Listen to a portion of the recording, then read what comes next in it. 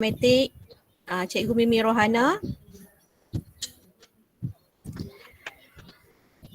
Ketua Panitia Sains Cikgu Muhammad Puadli bin Mahmud. Guru-guru sains yang terlima Cikgu Hafiza binti Mesran, Cikgu Rina, dan saya sendirilah Cikgu Siti Muslihah. Dan dialu-alukan kehadiran kita punya penceramah iaitu Cikgu Nurul Akmal binti Bahari daripada SMK Sungai Kok Kulim, Kedah. Okey, jadi di sini pada pagi ini kita sama-sama akan menuntut ilmu untuk mengetahui teknik yang betul untuk menjawab soalan sains.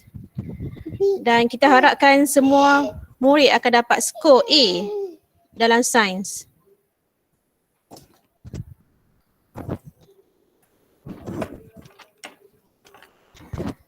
Okey, untuk pengumuman semua murid, pastikan anda tengok pada ruangan chat untuk mengisi kehadiran pada hari ini. Ada link diberikan oleh Cikgu Rina di ruangan chat dan pastikan anda mengisi supaya nama anda ada dalam kehadiran itu. Okey, sebelum kita mulakan, saya ingin menjemput Guru Kanan Sains dan Matematik Cikgu Mimi Rohana binti Amjan untuk memberikan ucapan untuk memulakan bengkel kita hari ini. Dipersilakan. Baik, terima kasih pengurusi majlis Cikgu Siti Muslihah.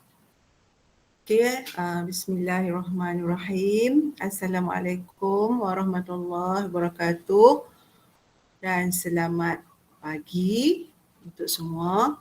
Okay, yang dihormati penceramah kita iaitu Cikgu Nurul Akmal binti Bahari, Cikgu Sains daripada Sekolah Menengah Sungai Kok Kulim, dan seterusnya semua guru-guru sains tingkatan 4 dan tingkatan 5 SMK Masuri. Okay, yang dikasihi semua pelajar-pelajar tingkatan 5 SMK Masuri yang dikasihi semua. Okay, so kita tengok pagi ni kita rasa sangat bertuah kita dapat berkumpul walaupun secara Google Meet untuk menadah ilmu daripada Cikgu Nurul Akmal yang sangat berpengalaman dalam menyimak beliau ada pengalaman dalam menyimak kertas sains. Jadi kita berharap sangat di kesempatan ini semua pelajar untuk fokus mendengar semua tips-tips yang akan diberikan, kerana inilah julung-julung kalinya kita mengadakan bengkel teknik menjawab secara Google Meet di sekolah kita. Jadi kita mengambil kesempatan ini untuk fokus betul-betul, dengar betul-betul. Disebabkan kita tak boleh bersemuka, inilah peluang yang ada. Jadi jangan kita kata tinggalkan ataupun buat sambil lewat dengan peluang yang ada ini. Kita percaya sekiranya semua pelajar ikut semua tips-tips yang diberikan oleh Cikgu Akmal, insya-Allah semua pelajar boleh dapat A. Kita memang target semua pelajar boleh dapat A, sebab kalau kita tak ada benda yang mustahil dalam dunia ni sekiranya kita pulun awal-awal, sebab masa kita masih ada masa yang panjang jadi kita tak ada satu istilah yang kita tak boleh buat, insya-Allah boleh buat.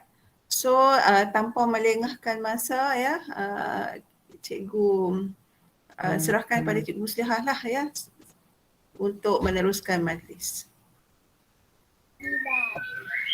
Okey, terima kasih diucapkan kepada Cikgu Mimi Rohana atas ucapan yang diberikan. Okey, sebelum kita nak mulakan bengkel, Cikgu ingin membaca sedikit biodata Cikgu Nurul Akmal. Okey, so minta semua murid bagi perhatian, dengar. Okey, Cikgu Nurul Akmal ini merupakan cikgu yang mengajar mata pelajaran sains dan kimia SPM sejak beliau posting sehinggalah kini. Beliau merupakan anak jati Langkawi yang merupakan anak kepada bekas guru pencen kita iaitu Cikgu Bahari. Beliau kini menetap di Kulim, Kedah dan sedang mengajar di SMK Sungai Kok, Kulim. Beliau telah beberapa kali menyampaikan teknik menjawab sains SPM di sekitar negeri Kedah sejak tahun 2018. Banyak pengalaman yang akan beliau kongsikan menjurus tepat ke arah kita untuk mendapat markah yang maksimum dalam menjawab soalan. Tips-tips yang beliau gunakan ini yang membuatkan keputusan sains SPM sekolah beliau semakin cemerlang dari tahun ke tahun. Okey, so itu sedikit berdata Cikgu Nur Akmal dan Cikgu mohon semua murid akan dapat beri perhatian dengan telitilah sepanjang bengkel kita sehinggalah habis nanti. Sebelum kita mulakan majlis ni, bengkel ni, kita nak baca doa sikit untuk diberkati lagi lah majlis kita ya. Okey, kita baca doa seperti biasa, doa untuk ilmu kita. Okay, bismillahirrahmanirrahim. Rabbi shrah li sadri wa yassir li amri wahlul 'uqdatam min lisani yafqahu qawli. Amin amin ya rabbal alamin. Okey.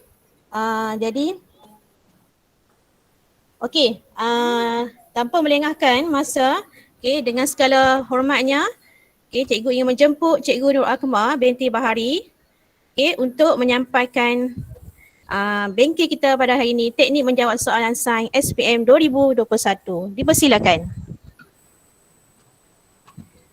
Okey, Assalamualaikum semua, selamat sejahtera.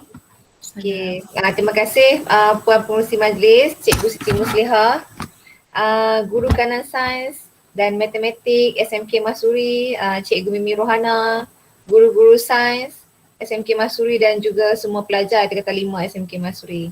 Okay, terima kasih kerana menjemput saya untuk buat teknik menjawab hari ini. Okay, saya tanpa membuang masa, sekarang dah pukul 9.11, kita akan start kita punya bengkel. Saya share screen.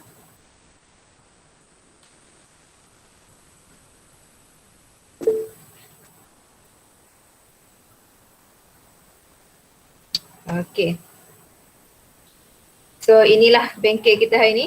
Bengkel teknik menjawab soalan sains SPM 2021. Jom skor A sains. Okay, kamu tahu A tu ada 3 jenis. Ada A+, ada A dan juga ada A-. Untuk mendapat A- kurang-kurangnya kamu kena dapat markah 70. A 80 dan A+ 90. Okay, jadi macam mana kita nak skor A dalam sains kita ni? Okay. Okay, kita pun tahu SPM 2021 ini akan dijalankan pada bulan Mac 2022. So sekarang bulan 8, kita tinggal beberapa bulan saja lagi untuk menduduki SPM. Tapi kita masih lagi tak boleh pergi ke sekolah. So banyak halangan, jadi kita semua kena cuba untuk adapt lah dengan situasi yang macam ni. Okay. Okay, jom kita tengok lagi. Okay, sains SPM ni kod kertasnya adalah 1511 dan dia ada 1511/1, yang ni adalah kod untuk kertas 1. Okay, kertas 1 ni dia ada 40 soalan objektif. Okay. Ada juga 1511/2, yang ni adalah kertas 2. Dia ada 10 soalan struktur dan 3 soalan esei. Untuk hari ni kita akan fokus untuk kertas 2 ni. Okay. Okay. Kertas 2 ni ada 3 bahagian. Bahagian A, bahagian yang tentang soalan-soalan yang tentang kemahiran proses sains. Okey, ada 4 soalan. Setiap soalan tu ada 5 markah. Kamu wajib jawab ke semua soalan di sini. Nampak? Ada 4 soalan, 1 soalan bawa 5 markah. Jadi total 4 kali 5 adalah 20 markah. Itu untuk bahagian A. Bahagian B, dia adalah tentang pengetahuan dan ada 2 soalan reka cipta. Okey.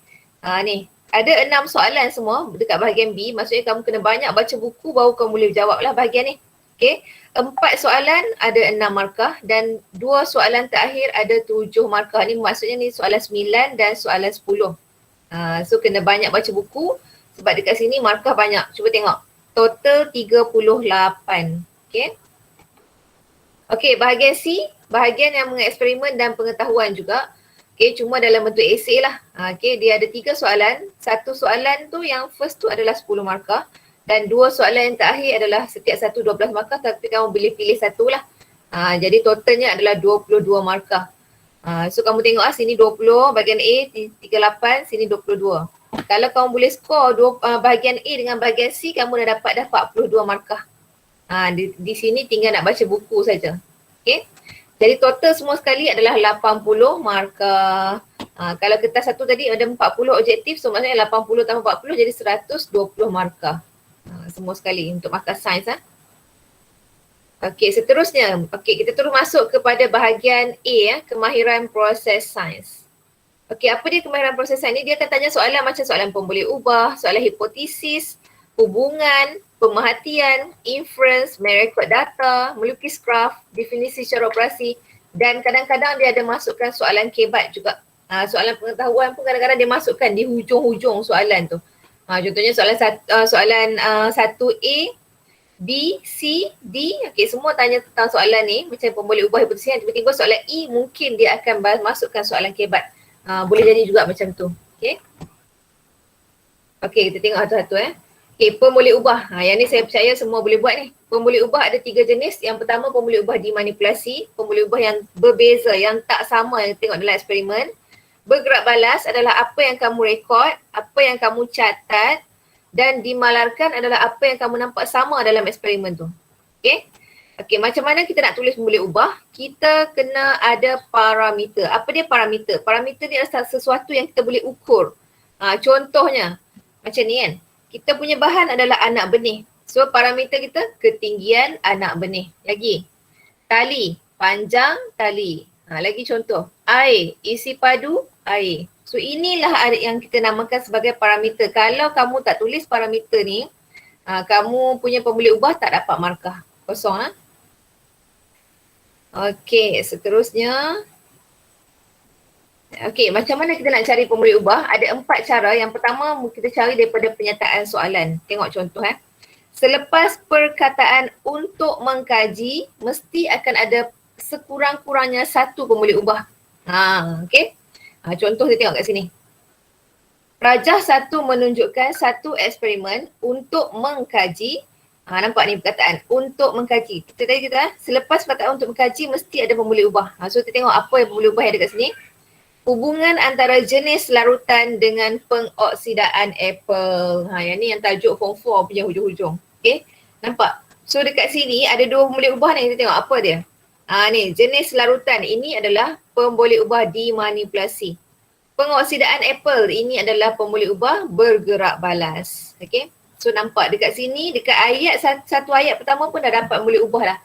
Sebab itulah cikgu-cikgu pesan, bila dapat soalan baca ayat dulu. Sebab dalam ayat kamu tu ada keyword sebenarnya. Jangan terus jawab je. Okay. Okay, yang kedua kita boleh juga cari daripada jadual. Contohnya macam ni Kalau jadual tu bentuk dia macam ni. So yang kiri ini adalah PM. PM tu adalah pemboleh ubah dimanipulasi. Yang kanan ini adalah PB. PB pemboleh ubah bergerak balas. Ataupun jadual dia bentuk macam ni, atas dengan bawah. So atas PM, bawah PB. Okay. Yang ketiga, kita boleh cari daripada graf. Kalau soalan tu bagi graf. Okay. Kalau dia bagi graf, paksi Y adalah PB, paksi X adalah PM sebagai contoh. Okay, ini adalah bentuk graf. Okay. So paksi X adalah PM. Kamu tengok bawah ni. Dekat sini kalau dia label contohnya graf tu adalah graf isi padu gas melawan massa. So maksudnya massa itu nampak? Isi padu gas melawan massa. So massa dekat sini adalah kita punya PM. Manakala kalau isi padu gas tu paksi Y tu adalah PB. Okay, daripada rajah. Macam mana kita nak cari pemboleh ubah daripada rajah? Kita tengok label yang tak sama. Label yang tak sama tu adalah PM. Dan dia punya pemerhatian. Apa yang kita rekod hasil eksperimen dan sebagainya itu adalah PB. Okay, cuba tengok contoh gambar ni Gambar ni, okay, dia bagi ada GSIM 100 dan GSIM 500. Bermaksud ni GSIM tak sama ni. So ini adalah kita punya PM. Kemudian dia bagi pula selepas dia buat ni, tengok selepas tu kita perhatikan apa yang berlaku. So apa yang kita rekod, apa yang kita perhatikan tu, itu adalah kita punya PB. Nampak masa dia. Okay. Okay, sebagai contohlah yang ni. Contoh soalan. Raja menunjukkan keputusan eksperimen mengkaji kekerasan paku besi dan paku keluli. So macam mana kita nak cari pemboleh ubah daripada ni statement ni. So nampak perkataan ni, nampak perkataan mengkaji, tak ada untuk pun tak apa. Nanti ada mengkaji. Mengkaji. So selepas itu mesti ada pemboleh ubah. Ni tengok kat mana pemboleh ubah dia. Nampak? Kekerasan paku. Ini adalah PB, keras. Maknanya benda yang selepas kita tahu, kita tengok, rupanya paku ni keras. Macam tu kan, selepas. Ni, paku besi dan paku keluli ni, jenis paku ni. Nampak, jenis paku. Paku besi, paku keluli. Tak sama So ini tak sama tadi, pemboleh ubah dimanipulasi. Itu daripada statement. Macam mana pula kalau daripada gambar? Mari kita tengok pemboleh ubah daripada gambar. Kita tengok gambar yang pertama. Gambar pertama kita nampak dia tak sama. Paku besi, paku keluli. So ini adalah kita punya PM. Okay, kemudian gambar yang kedua kita nampak selepas diketuk. Nampak apa perkataan saya? Selepas diketuk. Maksudnya apa yang kita rekod selepas eksperimen. Selepas diketuk, nampak paku besi bengkok, paku keluli lurus. So ini adalah kita punya pemboleh ubah bergerak balas. Keadaan akhir paku pun boleh. Kekerasan paku pun boleh. Macam-macam kita boleh guna parameter dia. Sebagai contoh, kita boleh lihat kat sini pemboleh ubah dimanipulasi jenis paku.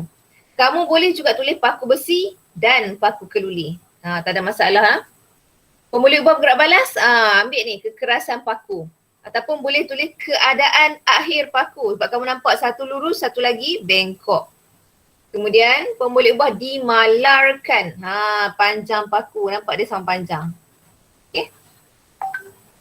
Okey, lagi contoh kalau dia bagi ayat macam ni. Dalam satu eksperimen, bakteria Bacillus subtilis dikulturkan dalam piring Petri yang mengandungi agar nutrien selama 5 hari pada suhu yang berbeza. Nampak tak keyword kat sini? Suhu yang berbeza.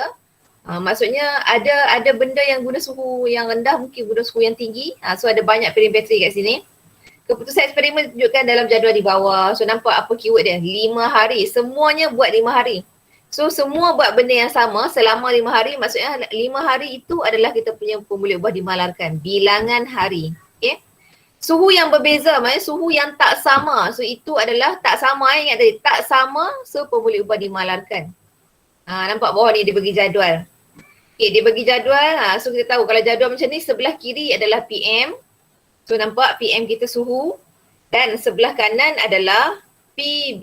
So PB kita adalah bilangan koloni bakteria. Ambil salin je balik tulis kat situ.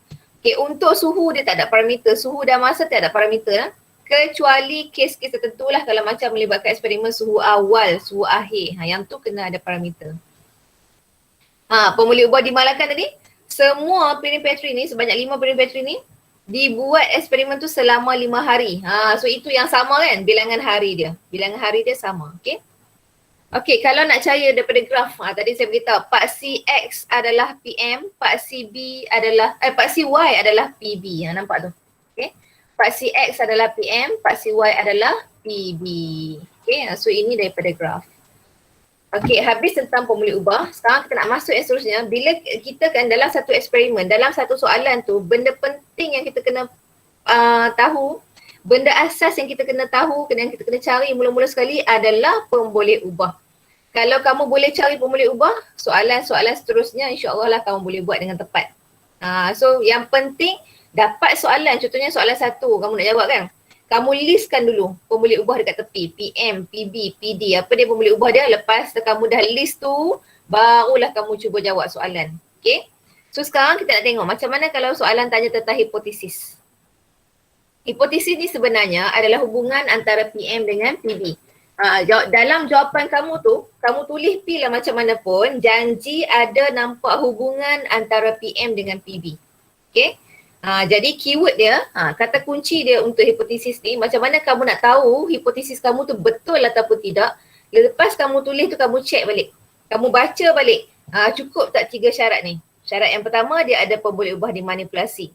Yang kedua, dia ada pemboleh ubah bergerak balas. Yang ketiga, ayat kamu tu nampak dia punya hubungan dia. Kalau cukup 3 syarat ni, bermaksud hipotesis kamu tu betul lah. Okay? Okey, contoh ayat lah boleh guna semakin PM semakin PB. Boleh guna jika PM jika PB. Kalau dua-dua ayat ni tak boleh guna, kita boleh guna juga ayat-ayat yang lain. Yang kita nampak macam sesuai.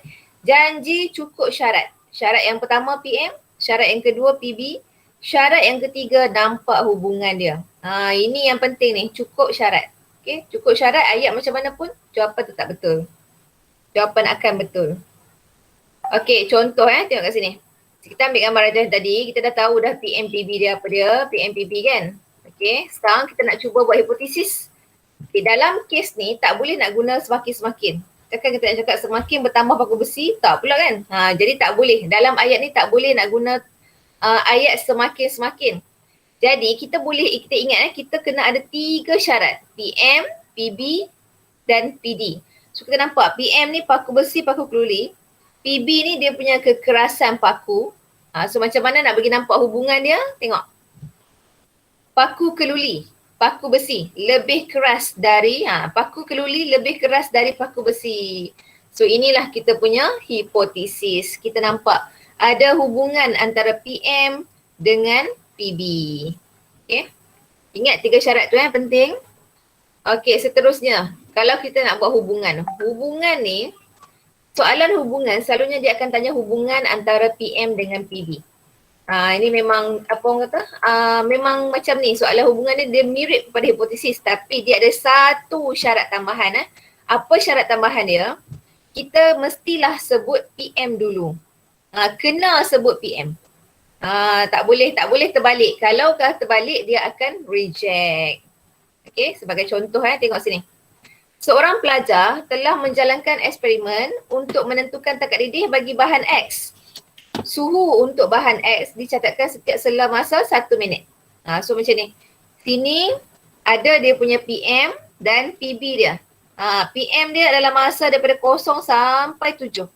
PB dia dalam inilah dia punya suhu dia daripada 20 sampailah 100. Okay, kita tengok macam mana kita nak buat hubungan. Tadi dia kata hubungan kena sebut PM dulu. So PM kita adalah masa, jadi kita cakaplah semakin bertambah masa, semakin bertambah suhu. Kalaulah kamu sebut terbalik, semakin bertambah suhu, semakin bertambah masa, dia akan reject. Hipotesis tak apa terbalik, tapi kalau hubungan tak boleh terbalik. So nak selamat semua kamu buat, tak payah buat terbalik lah. Buat ikut flow je, mulakan dengan PM dulu, okay? Okay, seterusnya kita tengok pemerhatian dan inference. Soalan pemerhatian, selepas soalan pemerhatian akan keluar soalan inference lah. Kalau tak ada soalan pemerhatian, dia mungkin bagi pemerhatian tu dalam bentuk jadual ataupun dalam bentuk gambar yang kita boleh tengok dalam soalan. Lepas tu dia terus minta inference pun boleh juga, okay? Tapi inference ini mesti relate dengan pemerhatian. So kita tengok pemerhatian dulu lah. Adalah 4 tips untuk menjawab soalan pemerhatian dengan tepat. Macam mana kita nak pastikan kita jawab pemerhatian. Pemerhatian ini adalah sesuatu yang kita lihat dia dengan menggunakan mata kita. Kena guna mata. Maksudnya kamu jangan fikir jawapan dia. Okay? Tadi kita tengok contoh. Okay, mula-mula kamu perhatikan dulu rajah tu. Selalunya dia akan bagi 2 rajah. So kamu tengok betul-betul rajah tu. Lepas tu kamu cari dalam rajah tu ada tak keputusan, ada tak hasil, ada tak something yang kamu boleh rekod, boleh catat. Macam tadi kan, kamu tengok paku tu dia bengkok. Itu hasil dia. Kamu nampak paku itu bengkok. Itu pemerhatian kamu. Okay? Kemudian kamu buatlah perbandingan. Oh, maksudnya kamu nampak paku besi bengkok, paku apa satu lagi, paku keluli dia lurus. Okay? Dan kamu ingat kamu hanya catat apa yang dilihat sahaja. Okay? Inference pula adalah sebab daripada pemerhatian tu. Kenapa paku besi tu bengkok? Jadi kita pun jawablah. Tengok kenapa jadi macam tu? Okay, kenapa paku besi tu bengkok? Kamu tanya pada diri kamu, kenapa paku besi tu bengkok? Lepas tu kamu tulis jawapan tu. Sebab paku besi lembut berbanding paku keluli. Macam tu, okay? Dan soalan inference tidak dibenarkan salin pemerhatian. Kalau kamu salin balik pemerhatian, jawapan kamu salah. Okay? Okay, tengok ni contoh soalan Rajah menunjukkan susunan radar untuk mengkaji penghasilan tenaga elektrik. Jadi dia bagi kat sini kita tengok apa ciri-ciri pada gambar ni. So dia bagi, tengok. Jenis larutan yang berbeza, asid sulfurik sejenis bahan ion, larutan gula sejenis bahan molekul. Kamu nampak dekat sini, kalau asid sulfurik, kamu nampak apa? Kamu nampak jarum voltmeter terpesong. Ni, kalau larutan gula kamu nampak jarum voltmeter dia tak terpesong. Jadi macam mana kita nak buat pemerhatian? Pemerhatian kamu kena jawab jarum voltmeter terpesong. Bukannya kamu jawab, asid sulfurik mengkondenskan elektrik. Kamu nampak tak elektrik kat sini? Tak nampak elektrik kan? Jadi kalau kamu tak nampak elektrik, maksudnya itu bukan pemerhatian. Okay, mengkondenskan elektrik bukan pemerhatian. Itu adalah inference. Nampak? Bahan ion mengkondenskan elektrik dalam keadaan aqueous. Okay? Inference adalah something yang kamu tak nampak. Sebab yang kamu tak nampak. Pemerhatian yang kamu nampak. Kamu nampak dia terpesong. Okay, sebab apa? Sebab dia mengkondenskan elektrik dalam keadaan aqueous. Ingat tu. Ni dua soalan ni pelajar selalu silap. Okay. Okay, sekarang kita nak lukis graf. Graf ni ada dua jenis. Satu graf garis, satu lagi graf bar. Okay, kalau graf garis selalunya soalan dia tanya macam ni. Lukis graf. Takat tu ya. Lukis graf apa melawan apa? Lukis graf isi padu gas karbon dioksida melawan massa sebagai contoh. Ayat dia setakat lukis graf. Okay. Dan kalau graf garis ni dia ada dua jenis juga. Dia ada garis lurus dan dia juga ada freehand. Kalau kamu nampak dia memang lurus macam ni, so kamu kena wajib guna pembaris. Ataupun macam ni pun lurus juga ni. Naik kan? Nampak lurus, so wajib guna pembaris. Dengan perkataan saya, wajib. Bermaksud kalau graf itu garis lurus, kamu tak guna pembaris, maka kamu akan hilang satu markah. Okay, rugilah. Nampak kat situ. Okay, dan saya nak pesan kalau kamu lukis graf, pastikan kamu plot dan lukiskan graf tu menggunakan pensel. Kalau tadi masa kamu nak jawab soalan kamu nak guna pen tak ada masalah, tapi bila datangnya soalan graf macam ni, kamu kena guna pensel. Sebab apa guna pensel? Sebab selalunya pelajar dia akan buat silap. Bila dia guna pensel, jadi dia boleh padam graf tu dan dia boleh lukis semula. Kalau kamu guna correction tape, contoh ataupun liquid paper, kamu dah lukis graf guna pen so kamu guna correction tape atau liquid paper atas kertas graf, kalaulah dia jadi layer yang macam double lah, susah kita nak baca, so graf kamu akan automatically reject. Sebab itulah saya pesan jangan guna pen semasa melukis graf, nanti kalau salah jadi masalah. Okay, kalau graf itu dia adalah graf yang freehand, macam ni. Kita nampak bentuk dia memang shape macam ni.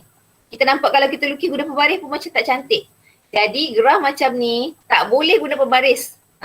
Kalau guna pembaris untuk graf macam ni salah pula. Graf macam ni guna pembaris salah terus nampak? So ini freehand. Dan freehand ni kamu kena sekali tarik je. Tarik tu macam mana yang boleh jadi kesalahan freehand ni? Freehand ni kalau kamu lukis sikit-sikit graf kamu nampak tak smooth, so graf kamu tak cantik, maka kamu kena tolak markah juga. Ataupun graf kamu nampak tebal nipis, ada bahagian yang tebal, ada bahagian nipis, pun kamu kena reject juga graf kamu. Okay? So ingat, dia punya konsep dia satu je. Lukis satu garis freehand, yang tu je. Sekali lukis je lah, jangan lukis banyak-banyak kali.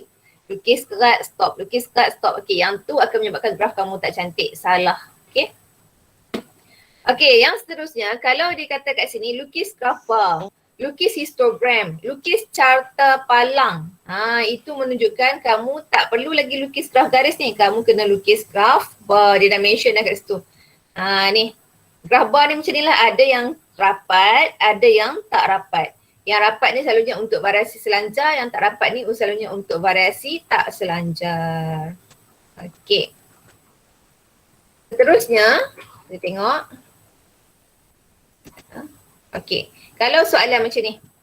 Dia kata Ahmad menjalankan satu eksperimen mengkaji tindak balas logam A terhadap asid hidroklorik cair yang membebaskan gas hidrogen. Isi padu gas hidrogen dihasilkan apabila 5 gram logam A bertindak balas dengan 100 ml asid hidroklorik seperti dalam jadual di bawah. Dia bagi jadual, kita ingat sebelah kiri adalah PM, sebelah kanan adalah PB. Lukiskan graf isi padu gas hidrogen melawan massa bagi eksperimen ini. Nampak dia kata lukiskan graf. Tu lukiskan graf. Jadi dia tak sebut graf bar, tak sebut carta palang, tak sebut histogram, dia sebut lukis graf. Ini bermaksud ini adalah graf garis. So kamu pun cubalah lukis. Dia bagi macam ni, kamu cuba lukis. Mula-mula sekali kamu plot, kemudian kamu lukis graf. Nampak? Yang ni saya lukis guna pen sebab saya nak bagi nampak jelas dalam bila saya scan. Okay. So kamu kena guna pensel. Mula-mula kamu plot, lepas tu kamu buat freehand. Sekali tarik je. Nampak? Ni pun saya sekali tarik ni. Okay. Okay. Soalan yang kedua, kalau dia kata Alfred memerhati jenis cuping telinga rakan sekelasnya, dia pun mencatatlah jadual di bawah. So jenis cuping telinga kamu tahu ada dua jenis. Satu bebas, satu lagi melekap. Jadi kamu kena kira dululah, kira berapa data ni. So kamu dapat jawapannya bebas ada 11, melekap ada 9. Yang penting tengok soalan ni. Lukis sebuah carta palang. Nampak dia mention lukis carta palang. Maksudnya dia nak suruh lukis graf bar. Menunjukkan bilangan murid melawan jenis cuping telinga. So kita pun cuba lukis lah. Nampak ni. Kita nak kena lukis graf bar. Nampak dia dah label lah bebas, melekap. Jadi kamu kena lukis dekat sini bebas. Dekat sini melekap. Kena tengok betul-betul. Kadang-kadang dia letak terbalik. Macam soalan SPM tahun lepas dia letak terbalik. Budak pun lukis pakai lukis terbalik. Kan? Tengok betul-betul soalan. So buatlah jadual dia, buatlah dia punya bar dia betul-betul. Kenapa tak rapat? Sebab bebas, cuping telinga bebas dan melekap ini adalah variasi tak selanjar. Jadi grafnya pun tak rapat. Tak selanjar, tak rapat. Tak boleh berubah. Ingat macam tu. Okey, dan seterusnya soalan definisi secara operasi. Yang ni kena tengok betul-betul sebab ada perubahan sikit Okey. Kamu nak jawab soalan definisi secara operasi, kamu kena rujuk pemerhatian kamu. Kamu tulis apa yang kamu rekod, apa yang kamu catat. Kan? Jadi kita tengok macam mana kita nak tulis Formatnya adalah mula-mula sekali kamu salin soalan tu. Dekat mana nak dapat soalan tu? Selalunya selepas daripada perkataan bagi. Contoh kata definisi operasi bagi fotosintesis. So selepas word bagi tu, itulah soalan kamu, fotosintesis. So mula-mula tulis dulu soalan dia. Soalan ialah, ialah kan. Yang kedua kena tulis ialah. Okey, kata kunci. Kata kunci ni contohnya macam proses, bahan, larutan, cecair dan sebagainya. Apa-apa yang merujuk kepada soalan tu. Okey. Yang menyebabkan ataupun yang ditunjukkan, yang menghasilkan apa-apa yang kamu rasa macam sesuai. PB yang direkod ataupun diperhatikan. Kamu tengok formula ubah bergerak balas yang kamu perhatikan. Yang kamu rekod tu. Apabila, ni ayat wajib apabila proses. Macam mana nak buat ayat macam ni? Mari kita tengok. Contoh tengok dia punya ni Soalan ialah kata kunci yang menyebabkan PB yang direkod tadi diperhatikan apabila berlaku sesuatu proses lah. Proses ni kena mention apa proses tu. Ni kena ingat ni. Format ni tak boleh berubah, memang inilah formatnya. Okay. Jom kita tengok macam mana kita nak tulis. Let's say dia bagi dua gambar macam ni, kamu tengok Ini adalah agar nutrien bersama koloni bakteria. So bila ada koloni bakteria dekat sini akan gelap, sini pun gelap. Tetapi kalaulah direndam dalam air suling, semua kawasan ni gelap sebab bakteria dah tumbuh. Okay. Kalau direndam dalam larutan penisilin, ni sejenis antibiotik. Dia ada membentuk diameter kawasan jernih. Kita tahu kita belajar dalam bab 1, diameter kawasan jernih. Bila adanya diameter kawasan jernih ni, bermaksud dekat sini bakteria mati. Antibiotik tu dah bunuh bakteria, kan? Okay, sekarang dia beritahu penicillin adalah contoh antibiotik. Berdasarkan keputusan ini, nyatakan definisi operasi bagi antibiotik. Nampak dah perkataan bagi. Jadi selepas perkataan bagi, kena ada yang ada ayat tu kan, itu adalah kamu punya soalan. So kamu nak jawab macam mana? Nak jawab macam mana ni? Macam ni. Antibiotik ni tadi kita tengok balik kita punya keyword ni. Antibiotik ialah kata kunci dia. Antibiotik ialah bahan yang menyebabkan, apa yang kamu nampak? Kamu nampak diameter kawasan jernih terbentuk. Ni nampak ni. Nampak kawasan jernih terbentuk. Bila kertas turas itu direndam dalam larutan penisilin. Itulah antibiotik. Bahan yang menyebabkan diameter kawasan jernih terbentuk bila kertas turas direndam dalam larutan penisilin. Nampak? Ini proses dia ni. Kertas turas direndam dalam larutan penisilin. Selalu budak-budak jawab dekat ni lah. Patutnya kena sambung lagi. Okay. Okay, jom kita buat latihan dalam modul bahagian A. Kamu tengok modul yang kamu dapat tu. Okay, kalau kamu tak nampak, kalau kamu tak sempat print pun tak apa, kita tengok sama-sama. Okay, ni modul kamu. Kita nak jawab 4 soalan sekarang. Okay, bahagian A ada 4 soalan. Dia kata kat sini. Rajah 1 menunjukkan satu eksperimen mengkaji hubungan antara jenis larutan dengan pengoksidaan apple. Perubahan warna hirisan apple diperhatikan selepas 2 minit. Nampak ni. So kamu tengok dekat sini Dekat sini kita tengok kalau kita nak highlight yang penting untuk mengkaji. Nampak? Kita tahu tadi selepas perkataan untuk mengkaji akan ada pemboleh ubah. Dekat sini. Pemboleh ubah dimanipulasi, pemboleh ubah bergerak balas. Nampak? Okey, perubahan warna hirisan apple itu diperhatikan selepas 2 minit. Ni boleh jadi dia punya pemboleh ubah dimalarkan. Okey. Sekarang tengok dekat gambar pula. Dekat gambar dia letak dalam jus lemon. Ni.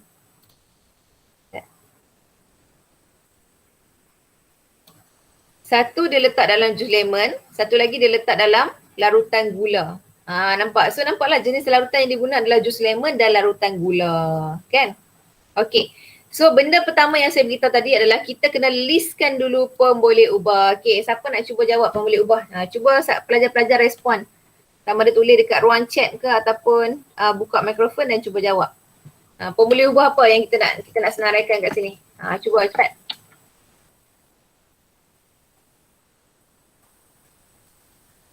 Okay, siapa nak cuba jawab pemboleh ubah dimanipulasi kat sini? Tadi saya dah beritahu lah.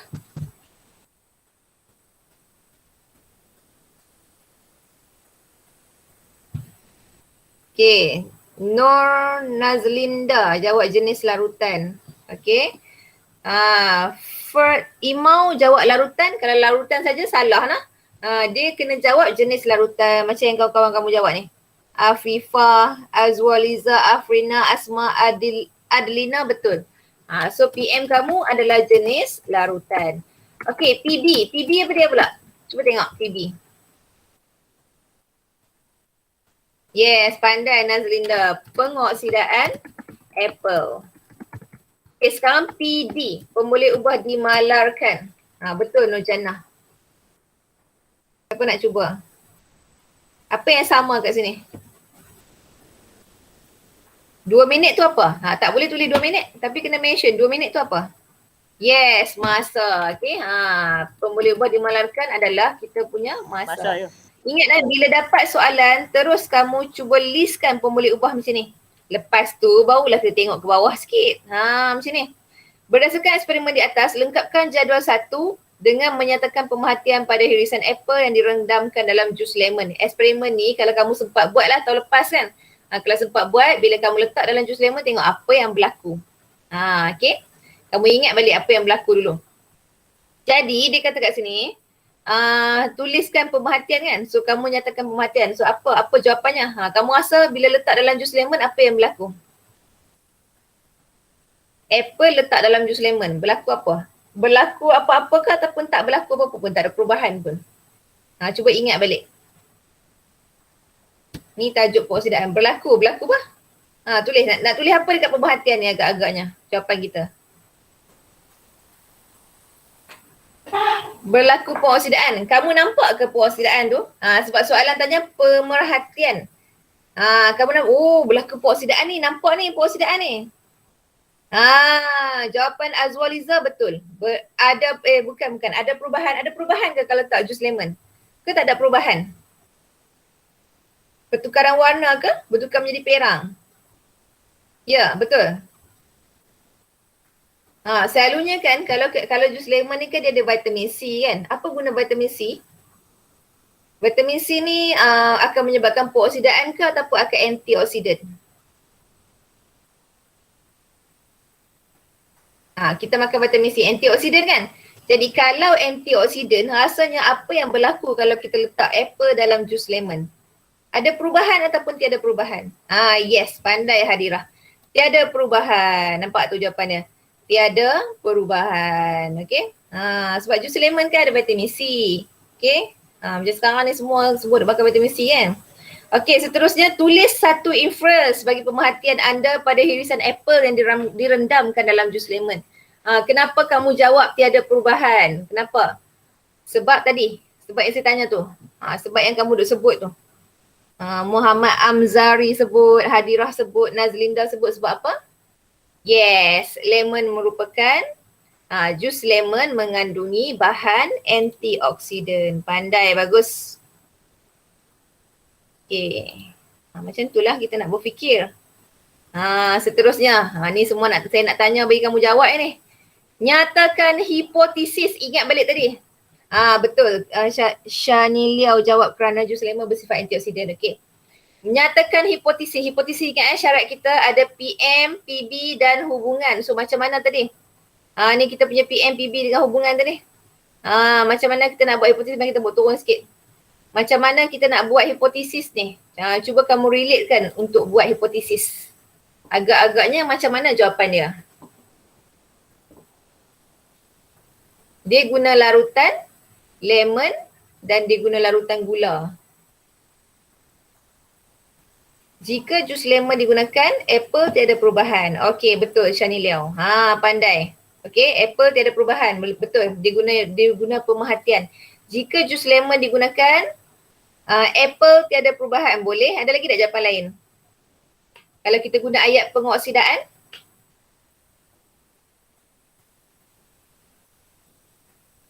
ada tak jawapan lain?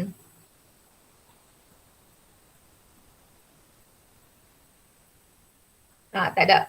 Senyap sunyi dah. Okey, kita tengok jawapan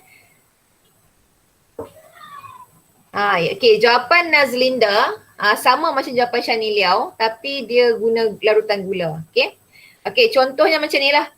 Larutan yang mengandungi antioksidan melambatkan pengoksidaan buah apple. Okey. Okey, bolehlah juga buat ayat macam tu. Okey, seterusnya apakah pemboleh ubah di Malacca? Yang ni kamu dah tahulah, pemboleh ubah di Malacca kamu adalah masa. Ataupun boleh juga buat jenis apple, jenis buah, tak ada masalah. Okey. Okey, kita pergi soalan E. Ni yang saya kata ada soalan kebat ni. Kita mengambil bahan antioksidan untuk menghalang proses pengoksidaan dalam badan kita. Bagaimana bahan antioksidan bertindak ke atas proses pengoksidaan? Ini adalah soalan kebat yang kamu kena cuba jawab. So kamu tengok depan ni semua kemahiran proses sains ni. Tiba-tiba dia tambah soalan kebat. So kamu jawab macam ni lah. Bahan antioksidan melambatkan atau menghentikan proses pengoksidaan dalam badan kita. Ni cara kamu jawab. Ini soalan kebat. Dia masukkan dalam soalan kemahiran proses sains. Ikut suka dia lah macam tu. Tapi selalunya dia akan masukkan satu kecil lah yang hujung. Kadang-kadang dia tak ubah pun soalan ni. Ikut nasib. Tapi dalam 4 soalan tu akan adalah salah satu soalan yang mempunyai soalan kebat di hujungnya. Okay. Okey, seterusnya kita tengok soalan 2. Kita ada 4 soalan. Soalan 2. Rajah 2.1 dan Rajah 2.2 menunjukkan satu eksperimen untuk mengkaji hubungan antara, kita highlight sikit lah, antara jisim objek dengan inersia. Nampak ni perkataan untuk mengkaji. So selepas untuk mengkaji akan ada pemboleh ubah ni. Nampak untuk mengkaji akan ada pemboleh ubah. So pemboleh ubah kamu jisim objek dan inersia. So obviously lah dekat sini. Dekat sini kita boleh list lah apa dia PM, apa dia PB. Tengok dulu gambar ni. So dekat sini, dekat gambar ni dia mention dia beritahu dekat sini dia guna jisim yang berbeza. Yang ni 100 gram, yang ni 500 gram. So nampak berbeza. Berbeza adalah PM lah. So PM kamu adalah jisim objek. Kemudian kamu pun rekod. Kamu rekod dia punya ni masa akhir dia ni. Maksudnya masa untuk ni dia buat eksperimen ni. Dia ambil bandul, dia hayunkan. So dia rekod masa yang diambil untuk kedua-dua bandul, masa yang diambil untuk kedua-dua bandul berhenti berayun dicatatkan. Nampak? Bila disebut dicatatkan bermaksud ini adalah pemboleh ubah bergerak balas. Ni. Di sini ini adalah pemboleh ubah bergerak balas. Masa untuk kedua-dua bandul berhenti berayun. Masa untuk bandul berhenti berayun. Okey, jom kita cuba listkan. Okey, apa kita punya PM tadi? PM kita apa tadi? Cuba. Dia jawab PM kita apa dia? Jisim objek. Yes, jisim objek. Okey, PB kita, pandai. Semua betul tu. Bagus ni. PB kita. Yes, inertia. Ada satu lagi. Selain inertia apa dia? Tu, yang ayat last tu. Masa apa? Tak boleh tulis masa je. Masa yang diambil pun salah. Masa apa? Masa apa? Masa apa yang dicatatkan tu? Masa untuk? Untuk bandul berhenti berayun. Masa untuk bandul berhenti berayun. Bandul berhenti berayun. So ada dua lah kita punya PB. Masa berayun salah. Masa yang diambil untuk kedua-dua bandul pun salah Azwaliza. Seri betul. Masa yang diambil untuk bandul berhenti berayun. Betul. Nampak? Nampak tak macam mana jawapan kita betul dan salah tu? Okay. Okay. Semua pun betul. Okay. PD. Apa yang sama kat sini? Ada benda yang sama tak? Apa yang sama agak-agaknya kat sini? Nampak ni. Dia tak tulis tapi dia nampak. Apa yang sama? Yes. Pandai Amzari. Panjang tali. Jenis bandul tak boleh. Sebab bandul tu dah memang lain jisim dah. Okay. Panjang tali cikgu. Okay. Betul. Okay, kita dapat dah. Nampak ya, setiap kali nak jawab soalan, kita listkan dulu PM, PB, PD. List macam ni, sat lagi barulah boleh kita jawab soalan kan. Jom kita cuba jawab. Okay, so soalan dekat sini dia tanya, apakah pemerhatian, apa yang kamu nampak yang dapati daripada masa yang diambil oleh kedua-dua bandul. So kamu nampak apa ya dekat masa dia? Kamu nampak apa? Yang ni, kalau 100 gram, kamu nampak dia 15 minit 30 saat. Kalau 500 gram, kamu nampak dia 80 minit 2 saat. Jadi kamu nampak apa dekat masa dia? Pemerhatian pada masa yang diambil tu. Kamu nampak apa?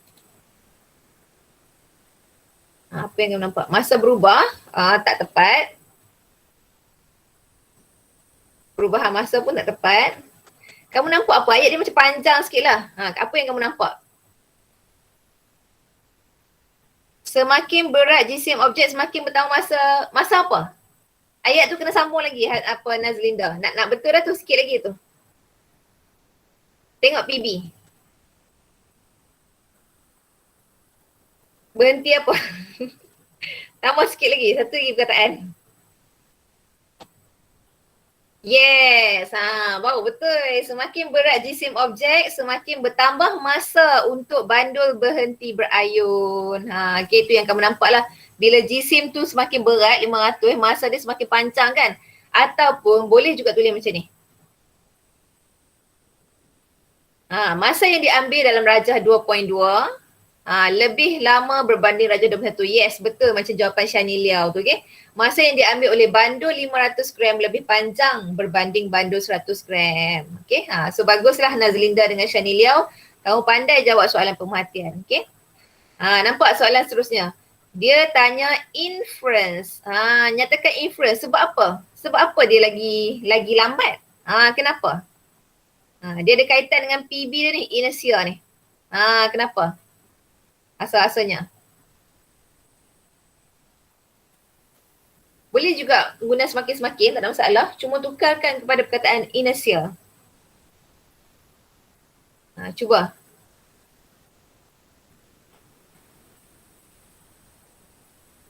Tak tahu. Macam ni. Okay. Inersia rajah 2.2 lebih besar daripada rajah 2.1. Nampak ni. Ataupun boleh juga kalau kita nak guna ayat Nazlinda tadi kan. Semakin bertambah jisim objek, semakin bertambah inersia pun boleh. Okay. Nampak inersia rajah 2.2 lebih besar daripada rajah 2.1. Semakin ringan, yes betul Asma, boleh. Semakin ringan jisim objek, semakin berkurang inersia, betul. Okey, bagus jawapan Asma tu. Okey, seterusnya dia kata nyatakan pembuli ubah yang terlibat dalam eksperimen ini. Senang, kita dah list dah ni tadi kan. Kita dah list dah, kita tinggal nak copy balik je dekat sini. Mari kita tengok pembuli ubah kita apa dia. So pembuli ubah dimalarkan adalah panjang tali, dimanipulasi adalah jisim objek. Okay. Seterusnya nampak ada lagi soalan kebat ni kat hujung ni. Dia berkaitan dengan soalan inersia nah. Tali pinggang keselamatan dipasang sebagai satu ciri keselamatan sesebuah kenderaan. Bagaimanakah tali pinggang keselamatan dapat memastikan keselamatan pemandu dan penumpang? Kenapa Kenapa kita pakai seatbelt? Cuba kamu jawab guna bahasa kamu dulu.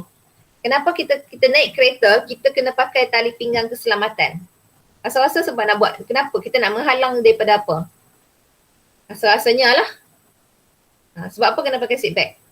Tak kena saman. Lain daripada tu. Menghalang dari terhempas takutnya. Hentakan. Menghalang dari kecederaan. Kecederaan yang macam mana? Kalau tak pakai seatbelt, kalau kita break kejut dia apa? Mengelak kemalangan tak jelas. Yes, mengurangkan inersia bila berlaku kemalangan. Inersia yang macam mana? Kalau kita tengah bawa kereta, tiba kita break. So jadi apa kita? Kita akan ke depan. Kan? Kita akan macam nak terhentak ke depan kan? Nak tersengok tu dia. Macam-macam jawapan geli hati pula tengok jawapan kamu. Okay, bagus. Maksudnya macam ni lah. Okay, tali pinggang menghalang pemandu atau penumpang daripada menghentam bahagian hadapan kenderaan akibat inersia. So sama ada guna tali pinggang ataupun guna beg udara kan, beg udara dekat steering, dekat dashboard. Ataupun satu lagi, kalau kamu tengok setiap kerusi dia akan ada macam headrest dekat belakang dia. Dekat belakang tu macam tempat yang kepala kita boleh letak tu kan. Yang tu untuk menghalang daripada kepala kita ke belakang. Kalau kita macam di orang langgak kita dan sebagainya kan, kalau kepala kita ke belakang, dia boleh efek kita punya saraf tunjang dekat leher ni. Kalau kena dekat saraf tunjang tu, boleh menyebabkan stroke. Contohlah yang dia orang tengah viral baru ni kan, ada seorang peninju tu, masa dia tengah bertinju, dia kena tumbuk dekat dia punya tulang belakang leher. So kena saraf tunjang. So dia pun stroke sampailah sekarang tak sembuh-sembuh lagi. Okay.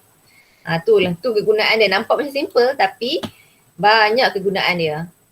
Okey, kita pergi soalan 3. Soalan 3 rajam dengan satu eksperimen nak mengkaji keperluan nutrien. Ni nampak ni perkataan untuk mengkaji. Selepas untuk mengkaji akan ada pemboleh ubah kat hujung ni Keperluan nutrien bagi pertumbuhan pokok yang sihat. Nampak ni pertumbuhan pokok.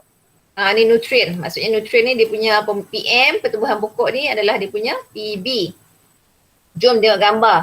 Dekat gambar belah kiri dia guna larutan kutu lengkap. Gambar belah kanan dia guna larutan kutu tanpa nitrogen. Okay, jom kita cuba listkan PM, PB, PD. PM kita apa kat sini? Rasa-rasanya. Tengok ni dekat table pun ada ni. Kita kecilkan sikit bagi nampak full. PM kita apa? Yes, pandai. Jenis larutan kutu. Siapa jawab tu? Afifah, Afrina, bukan, saya tanya PM lah. Ferd, Asma. Okay, jenis larutan kutu. Ambil balik ni dalam table ni.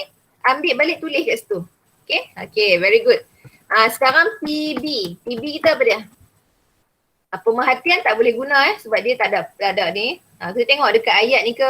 Apa ada PB tak kat sini? Yes, pandai Nazlinda. Pertumbuhan pokok. Okay.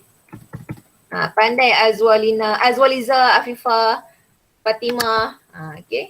Asma, Balkis. Okay, PD. Okay, PD. Apa yang sama kat sini? Bagus. PD jenis tabung uji. Okay, jenis tabung uji tak boleh terima sebab tabung uji hanya ada sejenis saja. Selalunya kalau kita nak buat pemboleh ubah, kita tak boleh guna radas. Radas tak boleh jadikan pemboleh ubah Okay, kita ambil yang lain. Ada lagi ni. Dia guna benih apa ni? Kuantiti larutan. Okey, boleh. Kuantiti tukar kepada isi padu larutan. Boleh. Boleh. Ada lagi tak? Jenis pokok tu dia ni. Jenis pokok. Jenis anak benih lah. Jenis anak benih. Okey, sebab dia sebut kat sini benih kan. Jenis anak benih pokok tu macam sesuatu yang agak besar lah. Sebut jenis anak benih. Apa tu? Ketinggian tumbuhan kena sebut ketinggian awal tumbuhan. Sebab apa kena sebut awal? Sebab yang kita nak bagi sama adalah masa permulaan. Okay. Permulaan. Kalau kita sebut ketinggian, so dia akan tanya ketinggian awal ke ketinggian akhir sebab dia efek. Kalau larutan kutu tu lengkap, so dia akan tumbuh lebih tinggi. Ending dia pokok tu akan lebih besar. Kehadiran udara. Macam tak jelas sangatlah yang tu. Okay. Jenis benih. Tak boleh jenis benih. Jenis anak benih. Okay. Okay, bagus. Tahniah semua, pandai dah jawab tu. Okay, sekarang jadual 3 menunjukkan hasil eksperimen. Larutan kutu lengkap, dia tak bagi pemerhatian, tapi kita boleh expect lah kalau lengkap, of course pokok tu, anak benih tu akan jadi sihat. Kita akan nampak dia, kita akan nampak dia besar, kita nampak daun dia hijau, daun dia besar, kita nampak. Okay. Larutan kutu tanpa nitrogen, pertumbuhan terbantut kecil dan daun kuning. Nitrogen mesti daun kuning. Dia berlaku klorosis. Okay. Okey, nyatakan satu hipotesis. Kita nak buat hipotesis, kita kena tengok kita punya PM dan PB. So agak-agaknya lah macam mana kamu nak buat hipotesis kat sini. Nyatakan satu hipotesis. Satu je diminta. Kamu boleh pilih lah nak sebut tentang larutan M ataupun larutan N. Kemudian tulis dia punya PB dia. Agak-agak macam mana jawapan? Larutan kutu tanpa nitrogen akan menyebabkan apa? Cuba. Yang penting syarat hipotesis tu ada PM, ada PB, cukup syarat nampak hubungan. Settle. Boleh tak jawab? Larutan kutu menyebabkan pertumbuhan pokok subur. Okey, Nazlinda tambah perkataan larutan kutu lengkap. Akan menyebabkan pertumbuhan pokok subur. Okey. Okey, bagus. Jenis larutan kutu tanpa nitrogen. Jika jenis larutan kutu tanpa nitrogen, maka pertumbuhan akan terbantut kecil dan daun kuning. Okey, betul. Bagus Afifah. Yang tu pun betul. Okey. Okey, tengok contoh ni jawapan ni. Macam ni saya buat macam ni lah. Nitrogen diperlukan untuk pertumbuhan anak benih yang sihat. Yang ni lebih kurang macam jawapan Nazlinda. Sebab ada dia punya, tak saya ambil highlight. Ada dia punya, apa orang kata? PM dan ada dia punya PB. Okay. Okay. Nyatakan pemboleh ubah dimanipulasi. Kamu dah tahu dah dimanipulasi ni jenis larutan kutu. Tulis saja kat situ. Nyatakan inference yang dibuat berdasarkan keputusan dalam jadual 3. So sebab apa? Sebab apa jadi macam ni? Ni sebab apa? Inference. Kenapa jadi macam ni? Kenapa? Cuba kenapa? Jawapan dia nak macam hipotesis kamu juga tadi. Kenapa jadi macam ni? Selalu kalau main soalan inference dia macam stuck sikit kan. Okay. Mari kita tengok jawapan dia. Maksudnya kat sini kamu kena orang kata apa? Buat banyak-banyak latihan inference. Kalau kamu rasa kamu tak boleh jawab soalan inference, kamu kena buat banyak-banyak latihan inference sebab anak benih memerlukan nitrogen untuk hidup. Anak benih memerlukan nitrogen untuk tumbuh dengan lebih subur. Tumbuh dengan subur. Boleh. Okay. Okay. Soalan yang seterusnya berdasarkan sorry. Mana soalan ni? Mana dia? Ni berdasarkan eksperimen ini, nyatakan definisi operasi bagi larutan kutu lengkap. Ingat balik kita punya format tadi Kita nak jawab soalan definisi operasi. Nampak tu? Selepas perkataan bagi, ada soalan dia. So itu soalan dia. Soalan ialah kata kunci. Bermaksud larutan kutu lengkap ialah apa? Kata kuncinya apa? Nak sebut proses ke? Nak sebut bahan ke? Nak sebut apa? Apa yang kamu rasa sesuai? Okay? Yang menyebabkan, tambahlah perkataan yang menyebabkan. PB yang direkod tadi perhatikan. Kamu tulis, kamu nampak apa? Larutan kutu lengkap menyebabkan pokok tu jadi macam mana? Jadi besar ke? Jadi apa tu? Daun dia besar ke dan sebagainya kan? Nampak lagi. Tambah lagi. Apabila? Bila buat apa? Bila apa yang kamu buat? Bila anak benih direndam dalam apa? Okay, saya bagi masa dalam 2 minit. Cuba kamu try buat untuk definisi operasi ni. Sebab dia nak kena fikir panjang sikit ni. Okay, try buat tak apa, pelan-pelan, tak ada masalah.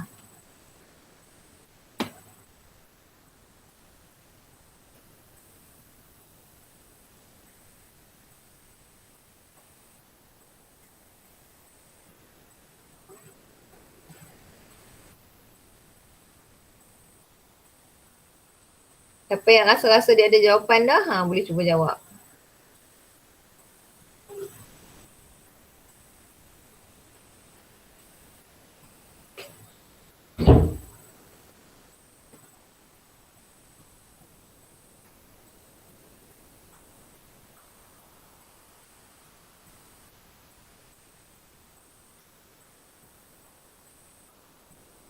Okey, Shani Liao jawab, larutan kutu lengkap merupakan suatu bahan yang menyebabkan pertumbuhan pokok sihat dan subur. Okey, kita tengok kat sini mula-mula sekali dia jawab macam ni, saya cuba tulis larutan kutu lengkap merupakan suatu bahan yang menyebabkan pertumbuhan pokok sihat dan subur. Okey, kamu tengok dekat sini Dekat sini dia beritahu larutan kutu lengkap, okey betul dia salin dah soalan. Merupakan, okey boleh nak ganti perkataan ialah. Okey, suatu bahan ni maksudnya dia nak mention dekat bahagian kata kunci ni. Kan? Okey, yang menyebabkan PB yang direkod. Okey, so yang menyebabkan, okey kamu nampak ni. Pertumbuhan pokok sihat dan subur ini, yang ni kamu tak nampak ni. Kamu nampak tak pokok tu sihat? Kamu nampak tak pokok tu subur? Kamu tak nampak. Jadi yang ni kamu kena tukar dengan perkataan, kamu ganti Kamu ganti dengan perkataan, so ni salah ni ganti dengan perkataan pokok anak benih besar dan daun besar dan hijau. Kita refer balik yang table tadi tu. Kamu tengok balik table tu. Pertumbuhan terbentuk kecil, daun kuning kan, daun kecil, daun kuning kan. So kat sini anak benih tu besar dan daunnya hijau. So inilah perkataan yang kita gantikan. Nampak ni? Okay, saya buat warna warna merah lah. Okay. So yang warna hitam ni tak betul Okay, tapi dia tak jawab lagi sampai habis. Sebab dia kena ada apabila proses. Tertinggal perkataan apabila proses. So jom kita tengok jawapan-jawapan kawan-kawan lain. Larutan kutu lengkap menyebabkan pertumbuhan pokok subur pun tak boleh. Saya nampak sampai pokok subur, saya tak baca dah sampai habis. Nampak tu cara kita nak tanda. Larutan kutu lengkap ialah larutan yang menyebabkan pokok subur pun tak boleh. Afifah, larutan kutu lengkap ialah larutan yang menyebabkan pertumbuhan pokok menjadi sihat pun tak boleh juga. Apabila proses nutrien berlaku pun tak boleh. Jadi apa jawapan yang sebenar-benarnya? Jawapannya macam ni. Larutan kutu lengkap ialah larutan yang menyebabkan anak benih besar dan daun hijau. Ni yang kamu tersilap kat sini. Kamu tulis pertumbuhan subur dan sebagainya, kita tak nampak dia subur. Kita nampak dia besar dan daun dia hijau. Jadi kita buat inference bahawa dia subur. Nak faham tu? Kena faham Kamu nampak dia besar, kamu nampak dia warna hijau daun dia. Jadi inference dia kamu tahu yang pokok itu subur. Benda yang kamu sebut subur semua ni, semua itu adalah kamu punya inference sebenarnya. Sedangkan dalam definisi operasi, selepas perkataan yang menyebabkan itu, kamu kena tulis kamu punya pemerhatian. Okay? Dan kamu tertinggal yang ni. Apabila proses. Yang ni format baru Format baru bermula tahun 2021. Selepas perkataan apabila, kena tulis dia punya proses. Tadi saya tengok Afifah dah cuba tulis dah. Hadirah Izzati, apabila anak benih direndam di dalamnya. Yes, yang tu boleh. Jawapan hadirah yang dia kata apa? Anak benih direndam dalamnya tu boleh, cuma dia salah dekat menyebabkan pokok hidup subur tu. Okay? Apabila anak benih direndamkan ke dalamnya, saya tambah sikit lah selama seminggu. Nak bagi nampak lebih tepat, tambah perkataan selama seminggu. Okay? Okay, boleh salin dulu. Ingat cara nak buat ni, format baru Format baru ada perkataan tambahan apabila kamu kena mention dia punya proses. Tahun lepas beramai-ramai salah sebab ayat dia sampai sini saja. Tak termasuk apabila, okay? So maksudnya format soalan sains ni senang tapi format dia semakin lama semakin strict. So kita kena berhati-hatilah. Okay, jomlah kita pergi ke muka soalan yang terakhir. Untuk bahagian A baru, okay? Rajah menunjukkan eksperimen untuk mengkaji. Kamu nampak ayat kat sini, untuk mengkaji. Untuk mengkaji kesan ke perkataan larutan natrium tiosulfat terhadap kadar tindak balas. So nampak kan kepekatan larutan natrium sulfat terhadap kadar tindak balas. Tajuk baru dalam form 5 kan. Kadar tindak balas ada 5 faktor, salah satu faktor adalah kepekatan larutan natrium sulfat. Pembentukan mendakan kuning pada bahagian dasar kelalangkun diperhatikan. Natrium tiosulfat bila dia buat tindak balas ni dengan asid, mendakan kuning yang terhasil itu yang ni kita kena tahu, kita kena hafal lah ni. Mendakan kuning yang terhasil itu adalah sulfur. Yang ni nak tak nak kamu memang kena tahu apa dia mendakan kuning tu. Okay. Okay, seterusnya dia pun buatlah eksperimen. Dia buat macam ni, eksperimen sampailah tanda X tu dah tak nampak dah. Lepas tu dia rekod masa. Okay. Masa yang diambil untuk tanda X pada kertas putih tidak kelihatan direkodkan. Maksudnya bila tanda X tu hilang, dia rekodlah masa dia. So bila dia guna kepekatan apa? Dia guna kepekatan 0.2. Okay. Maksudnya ni tengok isi padu natrium, lepas tu air tak ada kan. Maksudnya dia sangat pekat lah ni. Guna kepekatan 0.2 sekejap lah ni. 19 saat dah hilang dah. Bagi cayak sikit, tambah air 10. Dia akan jadi lambat sikit 23. Tambah air lagi, cair lagi. Jadi lagi lambat. Tambah air lagi, jadi lagi cair 0.08, lagi lambat. Ni sangat cair, sangat lambat. Okay. Dia pun suruhlah kamu plotkan graf kepekatan melawan masa ni. Graf kepekatan melawan masa. Ni bila kamu nak saya tahu mungkin ada yang tak print kan. Okay, nanti bila kamu plot dia akan jadi macam ni. Graf kamu akan jadi macam ni. Dia akan menurun. Nampak? Okay. Kalau kepekatan dia tinggi, masa dia sekejap je. Kalau kepekatan dia rendah, masa dia panjang. So graf dia menurun. Okay. Tapi ini bermaksud bila dia lagi pekat, dia lagi cepat kan. Maksudnya semakin bertambah kepekatan larutan tu, semakin tinggi kadar tindak balas. Okay. Sekarang ni kita nak cuba listkan dia punya pembuli ubah dulu. Cuba kita listkan pembuli ubah. Agak-agaknya apakah kita punya pembuli ubah dimanipulasi? PM. Apa dia? Kepekatan larutan. Yes, pandai. Kepekatan larutan natrium tiosulfat. Kita punya PB? Apa dia? PB.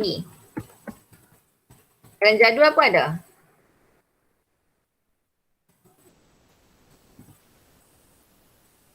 Yes, pandai Hadirah. Okay, masa yang diambil untuk tanda X hilang.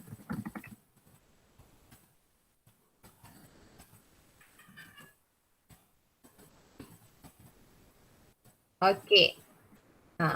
Ataupun kita boleh juga tu dia type entah apa ni. Ataupun kita boleh tulis juga kadar tindak balas. Ni pun kita punya PB juga. Okay. Dalam kata lainnya kadar tindak balas. Okay, PD pembuli ubah dimanipulasi. Yes, jenis larutan. Pandai sebab kita guna larutan yang sama. Cuma kepekatan je berbeza. Okay. Seterusnya. Dia nak suruh buat hipotesis. Baru je lepas buat pembuli ubah. Jom kita buat hipotesis. Macam mana nak buat hipotesis ni? Cuba.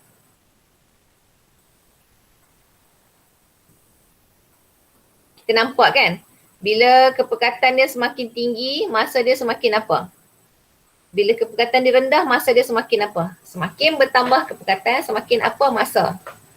Ataupun kalau tak nak guna perkataan masa, boleh guna perkataan kadar tindak balas. Tapi pastikan ayat kamu betul. Cuba buat dia punya hipotesis.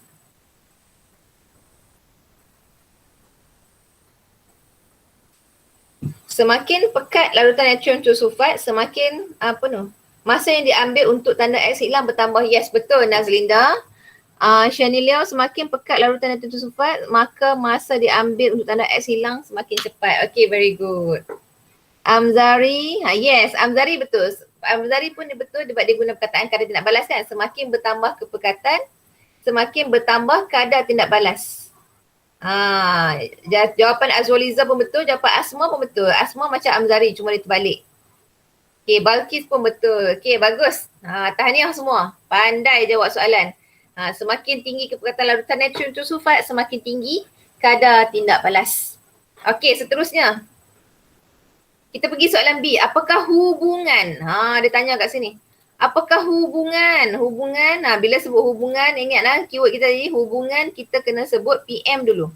Dimensional hubungan antara kepekatan bahan tidak balas, yang ni kita punya PM, dengan masa yang diambil untuk tanda X pada kertas putih tidak kelihatan. Kena guna perkataan semakin. Kita tengok macam mana jawapan dia. Semakin tinggi, nampak ni semakin tinggi kepekatan bahan tidak balas. Kita tengok ayat dia guna betul-betul tau. Semakin tinggi apa? Ni, kepekatan bahan tidak balas, dia ambil sebiji-sebiji. Kepekatan bahan tidak balas. Semakin singkat, nampak? Semakin singkat. Lepas tu dia ambil ni, perkataan dia betul-betul. Masa yang diambil untuk tanda X pada kertas putih tidak kelihatan. Bila dia mention soalan hubungan, yang pertama kamu kena sebut PM dulu. Yang kedua kamu tengok soalan dia, kamu salin balik sebiji-sebiji. Jangan tertinggal satu perkataan pun. Tu bahaya lah. Okay. Okay, apa yang berlaku bila larutan natrium tu sulfat bertindak balas dengan asid sulfurik? Ni yang saya mention tadi, dia keluar mendakan kuning kan. Mendakan kuning itu ialah mendakan sulfur terbentuk. Okay, habislah untuk soalan bahagian A. Jom kita nak tengok soal bahagian B. Bahagian B ni dia lebih kepada soalan pengetahuan dan reka cipta lah. Untuk soalan pengetahuan, kamu kena kuasai. Kamu kena kuasai lah, maksudnya kamu kena baca buku. Okay? Tapi untuk soalan reka cipta, kamu kena pandai mereka cipta. Kamu kena ikutlah bahan-bahan yang diberi. Lepas tu kita pun reka lah satu benda, satu something lah berdasarkan soalan tu. Okay? Jom kita terus tengok soalan 9 dan 10. Macam saya buka jawapan terus bagi reka cipta ni. Sini memang saya ada bagi beberapa contoh soalan, nanti kamu boleh buat dengan cikgu kamu ni. Sajalah saya bagi. Okay, kita nak tengok soalan 9. Oh, saya tak ni saya tak letak gambar kat sini. Sekejap ni soalan dia. Rakan anda telah mengalami patah kaki semasa terjatuh daripada tangga sekolah. Sebagai seorang rakan, anda ingin membina sebuah topang ketiak untuk membantu pergerakannya. Nampak dia patah kaki kan? Lepas tu anda dibekalkan dengan 2 batang penyapu. Ni nampak ni ada 2 batang penyapu. Sebatang rod kayu kecil, kain perca dan sebilangan paku oleh bengkel sekolah. So macam mana kita nak buat topang ketiak ni? Reka sebuah topang ketiak yang boleh membantu pergerakan rakan anda dengan menggunakan bahan-bahan yang diberi. Dekat sini macam mana kita nak reka. Mari kita reka tengok. So dia bagi kat sini ada 2 batang penyapu. So kita tahu topang ketiak tu kan, selalu kan ni tangan orang kan. Dia akan support dekat sini. Dia macam tu kan. Dia ada macam kayu. So dia bagi kat sini 2 batang penyapu. Maksudnya 2 batang penyapu tu kita boleh jadikan bahagian ni. So kita pun buatlah, saya kecilkan sikit nak boleh nampak. Kita pun ambil batang penyapu tu, kita pun buat dekat sini. Sebatang rod kayu kecil, kita letak dekat sini, rod kayu kecil tu. Okay. Kita boleh patahkan lah, tambah kat sini untuk support, tak ada masalah. Okay. Lepas tu kain perca ni kita balut lah dekat sini. Dia bukan balut macam ni, kita balut ni apa sebab tak nak bagi melecet ketiak dia asal lagi kan. Okay, so jadilah kita punya topang ketiak. Jangan lupa label. Label lah ini penyapu. Ini pun ni penyapu kan. Batang penyapu. Oh, buruk sangat tulisan ni, kan tulis ni. Tulis guna ni. Batang penyapu.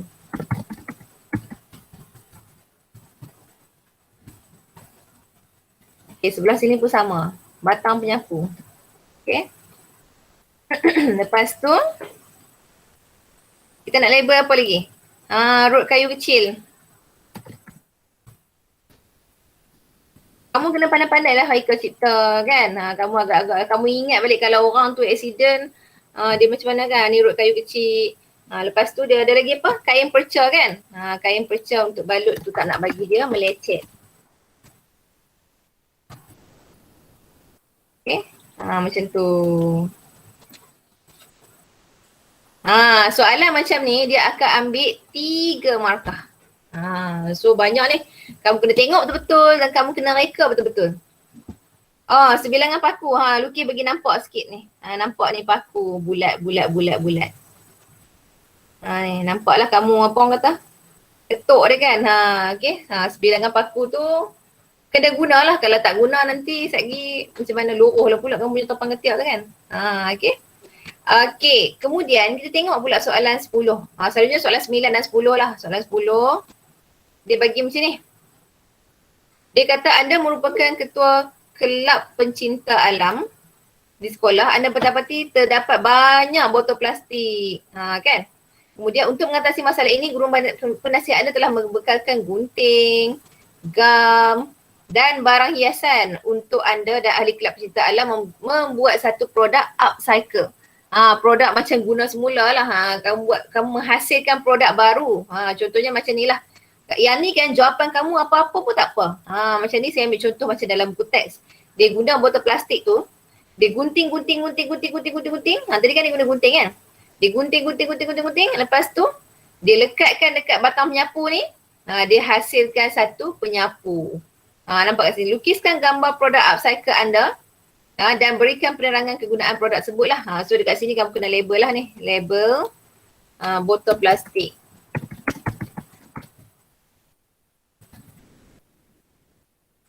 Gam apa semua tu tak payah label. Orang dah tahu dah kan. Kita pelekat apa semua. Ni botol plastik. Okay, apa lagi dia bagi tadi? Gunting pun tak payah label.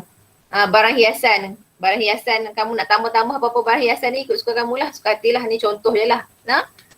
Okay, so penerangan. Dekat sini dia minta penerangan pula. Penerangan penggunaan produk penyapu ini buat daripada botol plastik boleh digunakan untuk membersihkan rumah dan juga boleh dijual. Nampak? So dapatlah 3 markah. Dekat sini, dekat gambar dapat 2 markah, dekat explanation dapat 1 markah. Kadang-kadang dia minta penerangan, kadang-kadang dia hanya suruh lukis sahaja. Tengoklah soalan tu nak tanya macam mana. Okay. Inilah contoh-contoh soalan rekap cerita. Sama macam soalan PT3 kamu. Okay. Okay, masa ada lagi dalam 40 minit. Kita nak pergi bahagian yang terakhir iaitu bahagian C. Bahagian C ni dia macam bahagian penyelamat lah untuk kamu. Kalau kamu boleh skor bahagian C ni, banyak markah kamu boleh kawat kat sini. Ini adalah bahagian eksperimen dan juga bahagian pengetahuan lah. Bahagian eksperimen ni, bahagian eksperimen tu adalah, eksperimen ni soalan yang nombor 11, 10 markah. Pengetahuan ni dia ada 3 format. Tiga-tiga kita cerita hari ni. Menyelesai masalah. Dia ada 3 format. Salah satu yang pertama menyelesai masalah. Menyelesai masalah ni pula dia pun ada 3 format. Yang ada banyak kaedah, ada 1 kaedah dan wajaran. Ini baru yang pertama menyelesaikan masalah. Yang kedua, membuat pilihan. Yang ketiga, mengkonsepsi. Ada 3 format. Cuma yang menyelesaikan masalah ni dia ada cabang lagi 3 kaedah. Jadi total sebenarnya kat sini 1, 2, 3, 4, 5. 5 format lah sebenarnya. Okay. Okay, mari kita tengok contoh. Contoh soalan mengeksperimen, soalan 11. Dia akan bagi satu situasi. Daripada situasi tu kamu kena buatlah soalan-soalan dia. Kalau dia minta kamu buat pernyataan masalah. Macam inilah cara nak jawab dia. Kamu mulakan dengan soalan bagaimana ataupun adakah, mengapakah, depends pada situasi yang kamu dapat tu. Hubungan antara PM dengan PB. Nampak? Ni yang orang kata pembuli ubah sangat penting. Kena tahu dan hujung pernyataan masalah mestilah diakhiri dengan tanda soal. Wajib Seterusnya nak buat hipotesis. Kamu tahu tadi hipotesis adalah hubungan antara PM dengan PB. Semua dah pandai dah buat hipotesis ni. Tujuan kena mula dengan perkataan untuk mengkaji. Lepas tu hubungan antara PM dengan PB. Next. Okay, pembuli ubah. Kamu senaraikanlah semua yang kamu list tadi. PM, PB, PD. Tengok kadang-kadang soalan minta 2 je tapi nak selamat kamu senaraikan je semua. Radas tambahan ni, tengok soalan Kadang-kadang selalunya lah yang saya nampak soalan dalam format 2021 ni, dia dah bagi semua radas tapi just in case dia nak buat surprise, dia bagi radas tambahan tak cukup 1, kamu kena tambah 1. Okay. Okay, prosedur, mula-mula kamu lukis dulu gambar. Gambar ni penting sebab dekat gambar ni boleh dapat banyak markah. Kita akan tengok macam mana gambar bagi markah. Lepas tu barulah kamu tulis semua prosedur kamu. Macam mana kamu nak tahu prosedur kamu tu lengkap? Nak tahu prosedur tu lengkap, kamu tengok kamu dah label semua pembuli ubah dekat kamu punya prosedur. Kamu dah label pembuli Dekat sini kamu akan tahu radas gambar rajah kamu ataupun prosedur kamu dah lengkap. Dan dekat bahagian yang kamu nak tulis prosedur ni, PB kamu, sebelum perkataan PB tu kamu kena tulis perkataan record ataupun perkataan catat. Contohnya catat jumlah masa yang diambil untuk mengumpul isi padu gas bla bla bla macam tu. Okay. Jangan tulis catat pemerhatian. Salah, tak boleh tulis catat pemerhatian. Salah. Catat apa? Catat pun boleh ubah kamu tu. Sekejap kita tengok contoh. Next. Last sekali dia akan minta kamu buat penjadualan data. So macam ni lah. Sebelah kiri PM, sebelah kanan PB. Okay, jom kita buat soalan 11 dekat dalam kita punya modul. Okay.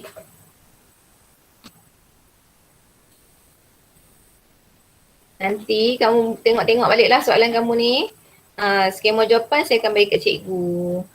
Okay. Kamu tanya, kamu boleh cuba buat, lepas tu boleh minta tolong cikgu check tengok betul tak jawapan kamu. Boleh juga kan? Okay. Okay, contoh dia bagi statement jika latex tidak dikumpulkan dan dibiarkan terdedah kepada udara, penggumpalan akan berlaku. Ingat lagi dah cerita latex ni. Latex ni dia akan menggumpal kalau kita letak dalam asid. Tapi kalau kita biar lama-lama dekat udara pun, bakteria menghasilkan asid, maka asid tu turut menggumpalkan latex tu. Disebabkan oleh tindakan bakteria ni, nampak? Okay, bakteria tu dia menghasilkan asid tu menetralkan charge negatif dekat luar membran protein tu. Lepas tu dia punya getah tu berlanggar, membran protein pecah. Lepas tu molekul-molekul getah pun bergabung dan menjadilah getah tergumpal. Kalau tak ingat kena baca balik nah. Okey, penoreh getah biasanya akan menambahkan amonia ke dalam latex. Dia tambahkan amonia sebab amonia ni dia ada charge negatif dalam dia. Dia adalah jenis larutan alkali. Okay, untuk menghalang daripada tergumpal sebab dia nak neutralkan balik charge positif tu. Dia nak halang daripada tergumpal. Okay, so soalan dia nyatakan satu penyataan masalah. Ni soalan dia, dia minta penyataan masalah. So kena mulakan dengan ayat berbentuk soalan, akhirkan dengan tanda soal. Kemudian dia minta hipotesis, satu markah. Dia bagilah bika, rot kaca, penitis, latex, asid etanoik dan juga amonia. Lepas tu dia suruh kita buat tujuan, dia suruh kita buat pemboleh ubah, prosedur dan penjadualan data. Nampak dekat sini dia tak minta radah tambahan. Selamat lah kan? Okay, mari kita tengok terus macam mana kita nak buat.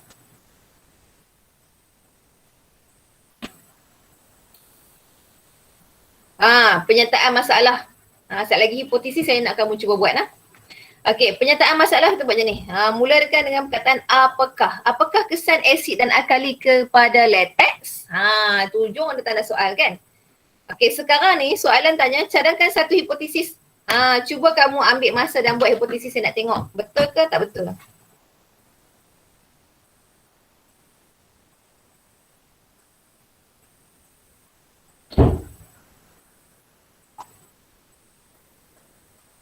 Try buat tengok.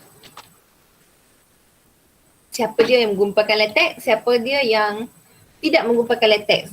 Cuba tulis. Saya duduk tengok dekat ruang chat kamu ni. Saya buka saya tayangkan skrin dekat laptop. Saya buka juga Meet ni dekat dalam handphone. So bila kamu chat saya tengok dalam handphone lah. Tengok jawapan kamu tu. Sebab daripada laptop ni tak boleh baca kamu punya komen. Daripada handphone pun boleh baca.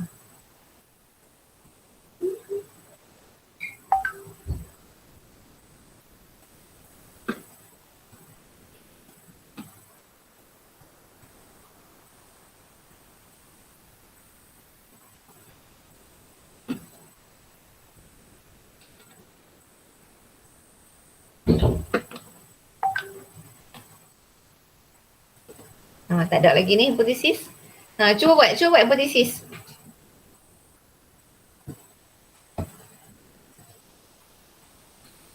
Pandai Shanilia. Apabila asid etanoik digunakan, latex akan tergumpal. Bijak. Okay. So maksudnya asid menggumpalkan latex. Dia minta satu je. Jawab setakat ni pun dah cukup dah. Jawapan Shanilia tu dah dapat dah satu markah. Sebab dia soalan dia minta satu hipotesis. Okay. Okey, kalau macam ni dah jadi 2 hipotesis, tak ada masalah lah. Boleh juga jawab dua-dua kan. Okey, pandai. Berdasarkan pernyataan yang diberi, reka bentuk satu eksperimen untuk menguji hipotesis anda ni. Kita nak uji betul ke asid gumpakan latex, betul ke alkali mencegah gumpakan latex. Okay. Guna bikar, rot kaca, penelitian latex, asid etanoik dan amonia. Kena ada benda berikut lah. Tujuan eksperimen. Ingat balik tadi, tujuan kena mula dengan perkataan untuk mengkaji hubungan antara PM dengan PB. Okey, cuba buat. Kita nak tengok betul ke salah ke? Untuk mengkaji apa? Untuk mengkaji apa? Hubungan antara PM dengan PB.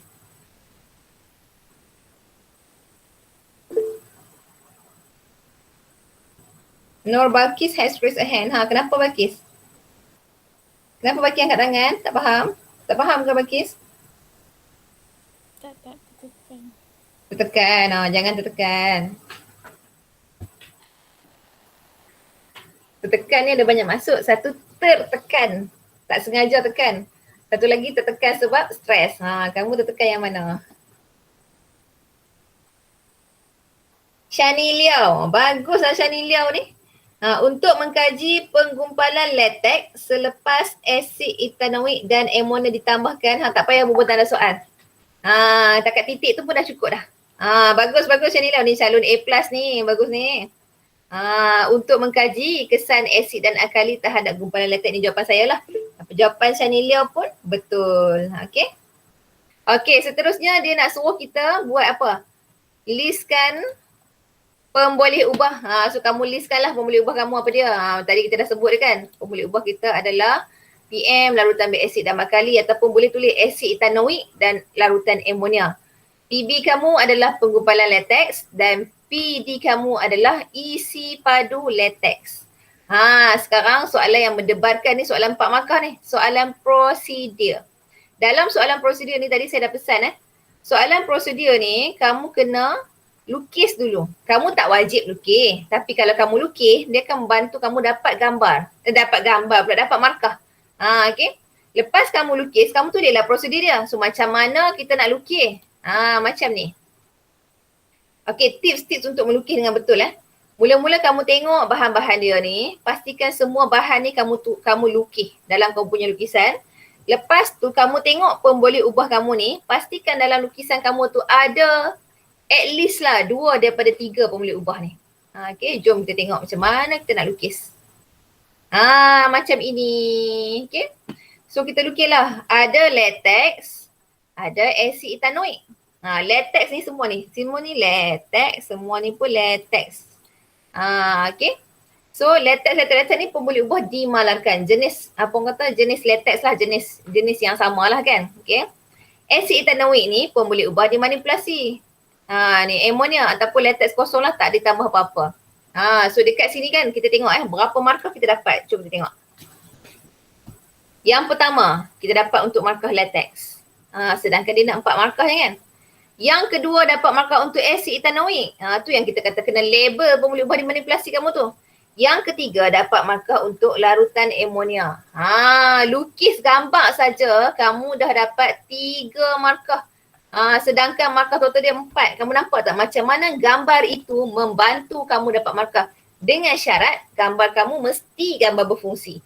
Dalam sains ni, apa-apa gambar yang kamu lukis, tak kisahlah untuk soalan bahagian A, bahagian B ke, bahagian C ke, setiap gambar yang kamu lukis, mestilah gambar yang kamu label. Kalau kamu lukis gambar, kamu tak label, dia jadi gambar yang tidak berfungsi. Bila tak berfungsi, lukisan kamu hanyalah sia-sia sahaja. Okay?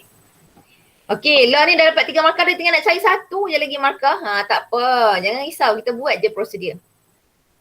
Okay, kita pun buatlah. 3 bikar berlabel A, B dan C diisi dengan 20 cm3 latex. Tadi kita dah bagi markah untuk pemboleh ubah dimalarkan. Dekat sini, dia macam repetition je lah. So tak boleh bagi markah dah, sekali je. Okay. Setiap bikar dilakukan seperti berikut. Bikar A ditambah asid etanoik. Tadi dah bagi markah dah. Okay, setitis demi setitis. Bikar B tambah larutan amonia pun sama juga, dah bagi markah. Bikar C tiada tambahan apa-apa. Kemudian larutan dikacau selepas setiap penambahan ni. Ini dapat markah ni. Ini dapat markah untuk proses. Proses dapat markah dah. Tulis apa ni? proses. Dapat markah untuk proses. Okay. Kemudian kamu kena tahu kamu dapat markah macam mana, sebab bila kamu tahu dia bagi markah kat sini. Jadi saya kena buat macam ni lah. Jadi kamu kena tahu dapat markah macam mana. Sebab tu saya tunjuk ni macam mana dapat markah. Dan kamu kena rekod PB. Rekod keadaan akhir latex ataupun rekod apa? Keadaan akhir latex je lah, maksud kamu nak tengok dia menggumpal ataupun tak. Okay? Rekod keadaan akhir latex. Tak boleh tulis rekod pemerhatian. Salah nah. Kena mention betul-betul. Ini adalah kamu punya PB yang kamu nampak. PB yang kamu rekod. PB yang kamu nampak guna mata kamu. Okay. So dekat sini dapat markah yang kelima. Dia nak 4 markah je. Jadi dia akan tulis maksimum 4. Full mark. Nampak? Full mark bila kamu lukis dan kamu tulis. Mesti semua nak kan full mark ni.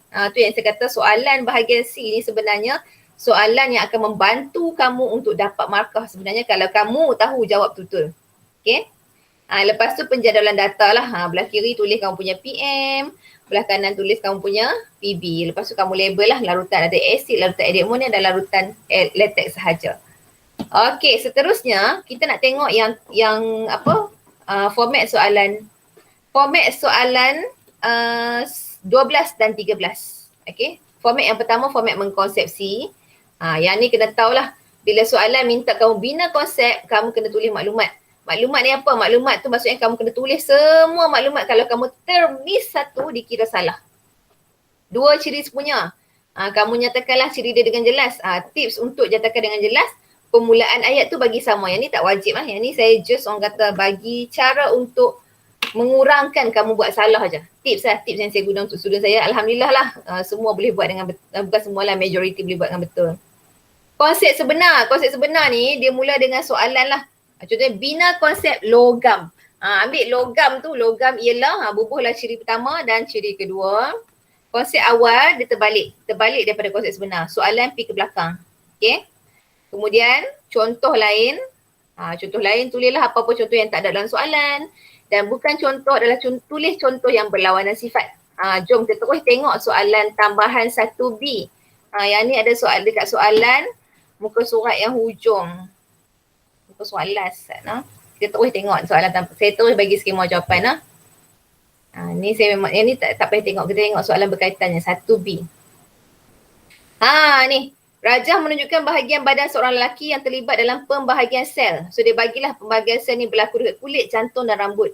Bina konsep pembahagian sel 6 markah, nampak dia tak tulis pun poin-poin soalan dia. Dia keluar soalan macam ni, bina konsep, lepas tu bina konsep kan, bina konsep pembahagian sel. Lepas tu pandai-pandailah kamu nak cari format dia. Bermaksud kalau kamu tak hafal format ni, mana dia tadi? Kalau kamu tak hafal, ni kat sini. Kalau kamu tak hafal format mengkonsepsi ni, format ni kan maklumat, ciri sepunya, konsep sebenar, konsep awal. Contoh lain dan bukan contoh kalau kamu tak hafal, kamu nak jawab macam mana? Kan? Jadi kamu kena hafal format ni. Okay, so format dia kata maklumat ialah tulis semua maklumat. So kita nak tulis apa? Apa maklumat dia agak-agaknya? Dekat sini macam mana nak buat maklumat dia? Pembahagian sel apa dia? Cuba buat maklumat, tengok. Betul ke salah? Salah tak apa, kita betulkan.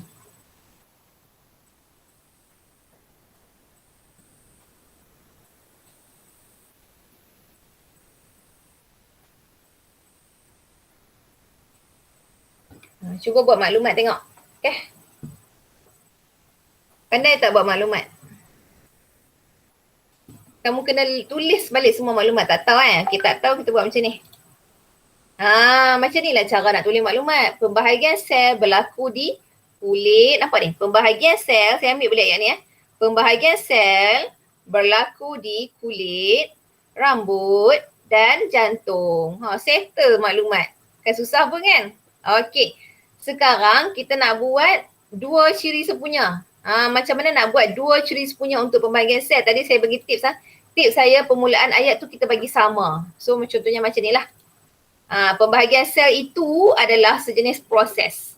proses yang menghasilkan dua sel anak. So kalau kamu nampak kat sini kalau pembahagian sel kan ada dua jenis, satu mitosis, satu lagi meiosis. Okay. So kamu nampak yang ni obviously lah dia adalah mitosis sebab meiosis hanya berlaku dekat sel pembiakan. Kulit, rambut dan jantung bukan sel pembiakan, dia sel soma lah. Okay, so obviously lah dekat sini pembahagian sel ini adalah proses yang menghasilkan dua sel anak sebab mitosis menghasilkan dua sel anak dan berlaku di sel soma. Dah ada dua ciri punya, of course lah boleh buat konsep sebenar dengan konsep awal kan. So konsep sebenar kena mulakan dengan soalan dia ialah salin balik ciri dia. Nampak ni, tengok betul-betul cara saya salin lah. Proses yang menghasilkan dua sel, ni saya salin hak ni 6 biji. Okay, dua sel anak kan. Okay, dan berlaku di sel soma. Yang ni saya salin hak ni je. Sebabnya kataan dia sama, tak payah dia ulang. Maksudnya proses yang menghasilkan dua sel anak dan sambung terus berlaku di sel soma. Sama juga dengan konsep awal. Proses yang menghasilkan dua sel anak dan berlaku di sel soma ialah pembahagian sel. Contoh lain macam sel darah. Bubuh pilih contoh apa-apa pun. Yang penting bukan dekat sperma, bukan dekat ovum. Sebab sperma dengan ovum ni adalah contoh untuk meiosis. Sebab tu dekat bahagian bukan contoh. Okay. Okey, seterusnya. Tu baru format yang pertama. Ada lagi 4 format. Format yang kedua. Format buat pilihan. Buat pilihan ni sikit je. Okey, ni yang soalan yang saya ubah tadi tu, yang saya hantar modul yang seterusnya tu Format buat pilihan ni dia kena ada tujuan pemilihan. Tujuan pemilihan mula dengan untuk. Tengok, tujuan dia mesti mula dengan untuk. Untuk, lepas tu kamu salin baliklah soalan kamu tu dia nak apa. Kemudian buat perbandingan 3 ciri. At least 3 lah, kalau dia minta 2 pun boleh 2. Kemudian urutan pemilihan, listkanlah yang mana yang utama, yang mana yang tak utama. Kemudian pilihan terbaik dan alasan. Bagilah pilihan terbaik apa dia, kemudian bagi alasan dia. Okay, kita cuba tengok latihan dekat soalan tambahan 2B. Ini soalan 2B. Okey, suatu kebakaran telah berlaku di sebuah kilang percetakan akibat litar pintas. Ni. Short lah kan. Rajah menunjukkan 2 jenis alat pemadam kebakaran yang ada warna label yang berbeza. Yang ni kalau kamu tengok betul-betul ni karbon dioksida, yang ni air. Alat pemadam kebakaran karbon dioksida dan air. Yang ni bab 1 kot tak silap saya, bab 1 form 4. Okey. Okey, dia kata kat sini, kenal pasti bahan asas yang digunakan untuk menghasilkan alat pemadam kebakaran yang paling sesuai. Okay, maksudnya bahan asas. Tadi kita dah mention lah, karbon dioksida dengan air, bahan asas kan. Okay. Kemudian alat pemadam kebakaran yang paling sesuai untuk memadamkan kebakaran di kilang tersebut. Kemudian terangkan satu langkah keselamatan. So dekat sini, inilah yang dikata ni. Mana tadi? Ni. Alat pemadam kebakaran yang paling sesuai untuk memadam kebakaran di kilang tersebut. Ni yang kamu nak kena pilih. Kamu nak pilih siapa yang paling sesuai untuk memadamkan kebakaran akibat litar pintas. Di sinilah kamu kena guna konsep pemilihan. Okey. Tengok apa dia pula dah ni. Okey. Kemudian, ada lagi soalan dia. Loh, tak habis lagi. Terangkan satu langkah keselamatan ketika menggunakan alat pemadam kebakaran tersebut. Okey, jom kita tengok. Dekat sini format dia kata tujuan pemilihan. Untuk, lepas tu salin balik soalan. Kenapa kita nak kena pilih? Kita nak kena pilih sebab kita nak padam kebakaran tu yang disebabkan oleh litar pintas. Memilih alat pemadam kebakaran yang paling sesuai untuk memadam kebakaran kilang percetakan akibat litar pintas. Saya tertinggal perkataan kilang kat sini. Okey. Kemudian, lepas kita dah buat tujuan pemilihan, kita kena buat perbandingan 3 ciri. Dekat sini markah dia bagi 6. So kita buat 2 ciri pun cukup dah sebenarnya kan. Sebab sini tujuan dah 1. Lepas tu kalau ciri kita buat 2. Lepas tu lagi dia nak pilihan terbaik semua dah cukup dah markah kan. So kita kira-kira lah balik markah kita. So alat pemadam kebakaran A jenis karbon dioksida. Kebakaran B jenis air. Tu dah dapat dah markah tu. Nampak ni kat sini. Sini. 1 markah. Sini. Ni dia perbuat daripada apa kan. Sini markah kedua. Kemudian pemadam kebakaran A. Dia memadam kebakaran melibatkan elektrik. Ni keyword dia kat sini. So sekali lagi mestilah kita nak pilih A ni kan. Tapi kalau B memadam kebakaran melibatkan bahan pembejas seperti kain, kertas dan kayu. Okey, ini markah yang ketiga. Okey, sekarang kita nak pilih. Kita nak pilih pilihan terbaik. Jom kita pilih. Pilihan terbaik alat pemadam kebakaran. Salah eja lah. Kebakaran A ni markah yang seterusnya. Dan sebabnya berlaku lintas pintas melibatkan elektrik. Ni markah yang seterusnya. Okey. Langkah keselamatan, memastikan semburan dilakukan mengikut arah angin supaya tak disambar api. Yang ni adalah kamu punya knowledge. Dapatlah markah yang ke-6. Okey, format yang terakhir. Format menyelesaikan masalah. Dalam format menyelesaikan masalah ni ada 3 format. Sebenarnya kan format ni antara format yang senang lah. Okey. Sebab format ni lebih kurang sama saja walaupun nampak 3 format. Okey, menyelesaikan masalah format 1 Format 1 adalah format yang melibatkan banyak jenis kaedah. Okey, mula-mula sekali dia akan minta kita buat pernyataan masalah. Macam mana nak buat pernyataan masalah? Ada 1 markah ni. Nah, kata kunci dia adalah dalam ayat. Ayat yang berbentuk soalan. Contohnya dia kata, bagaimanakah cara untuk mengelakkan pembakaran terbuka? Contoh. So itulah kamu punya pernyataan masalah. Okey? Salinlah ayat tersebut. Kalau ayat tu nampak macam tak lengkap, kamu ejah-ejahlah sikit. Penjelasan masalah ni kita gunakan ayat selebihnya. Kamu katalah pembakaran terbuka menyebabkan pencemaran alam sekitar dan sebagainya. Tu ayat-ayat yang selebihnya. Kalau ayat dia macam tak lengkap pun kamu kena edit-edit bagi jadi lengkap. Okey, kemudian diminta kaedah penyelesaian. Kaedah ni saya galakkan kamu buat dalam bentuk table. Sebab apa tahu? Sebab ada kaedah, ada penerangan. At least bila kamu buat dalam bentuk table ni kamu nampak, rupanya kamu baru tulis kaedah, kamu lupa tulis penerangan. So akan mengelakkan kamu untuk hilang markah. Okay. Nak buat dalam bentuk ayat pun boleh, tapi pastikan ada penerangan. Dan kita pilih kaedah terbaik dan alasan. Yang tu kita bagi dekat sini 1 markah. Tak digalakkan guna alasan yang sama. Okay, jom kita tengok soalan 12B. Patah balik.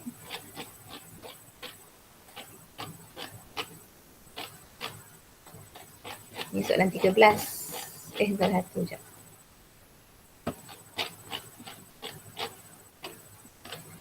Macam mana kita nak guna kaedah ni Okey, ni soalan 12B. Dia kata kat sini. Sektor pengangkutan merupakan penyumbang terbesar kepada pencemaran udara. Nampak dia mention kat situ. Tak ada lagi soalan ni. Tengok dia kata, kalau kita nak buat pernyataan masalah tadi, kita kata kuncinya adalah ayat berbentuk soalan. Tak ada lagi soalan ni kat sini ni. Tengok ayat kedua. Penggunaan bahan api fosil secara tidak terkawal dalam sektor pengangkutan meningkatkan paras karbon dioksida dalam atmosfera. Tak ada lagi soalan. Kan? Cari lagi, baca sampai habis. Terangkan kaedah untuk mengatasi masalah ini. Inilah soalan dia ni. Dia suruh kamu terangkan kaedah untuk mengatasi masalah ini. Okay, kemudian pilih kaedah terbaik dan berikan alasan untuk menyokong jawapan anda. Kita dah nampak dah kita punya pernyataan masalah kat sini. Apakah kaedah untuk mengatasi masalah ini? Ini kamu tukar kepada perkataan pencemaran udara. So macam itulah jawapan kamu. Bagaimanakah cara untuk mengurangkan pencemaran udara? Ni terangkan ni saya tukar kepada bagaimanakah.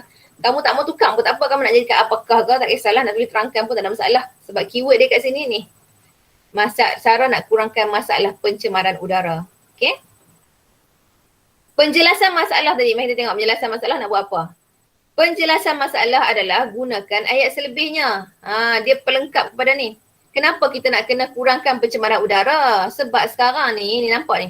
Penggunaan bahan api fosil secara tak terkawal dalam sektor pengangkutan telah meningkatkan karbon dioksida dalam atmosfera. Inilah kita punya penjelasan masalah. Nampak tu? Apa yang saya highlight, itulah yang saya tulis. Okay. Jangan lupa isi kehadiran tu, Cikgu Rina beritahu. Okay. Apa yang kita highlight kat sini, kamu nampak maksudnya dekat sini, dalam soalan tu dah ada 2 markah. Tinggal kamu nak tulis je. Nak cari dan nak tulis. Okay. Sekarang yang seterusnya adalah kaedah penyelesaian. Macam mana kita nak selesaikan masalah ni. Dia kata kat sini, pengangkutan tu menyebabkan pencemaran udara. So maksudnya kita nak selesaikan masalah pengangkutan tu. Apa yang kita nak buat? Asasnya kita nak kena buat apa? Kalau pengangkutan menyebabkan pencemaran udara, so rasa kita nak buat apa dekat pengangkutan tu? Cuba bagi contoh jawapan. Tak payah bagi penerangan pun tak apa, bagi contoh jawapannya. Kalau naik kereta, berlaku pencemaran udara, so kita nak buat apa? Cuba. Ada jawapan tak?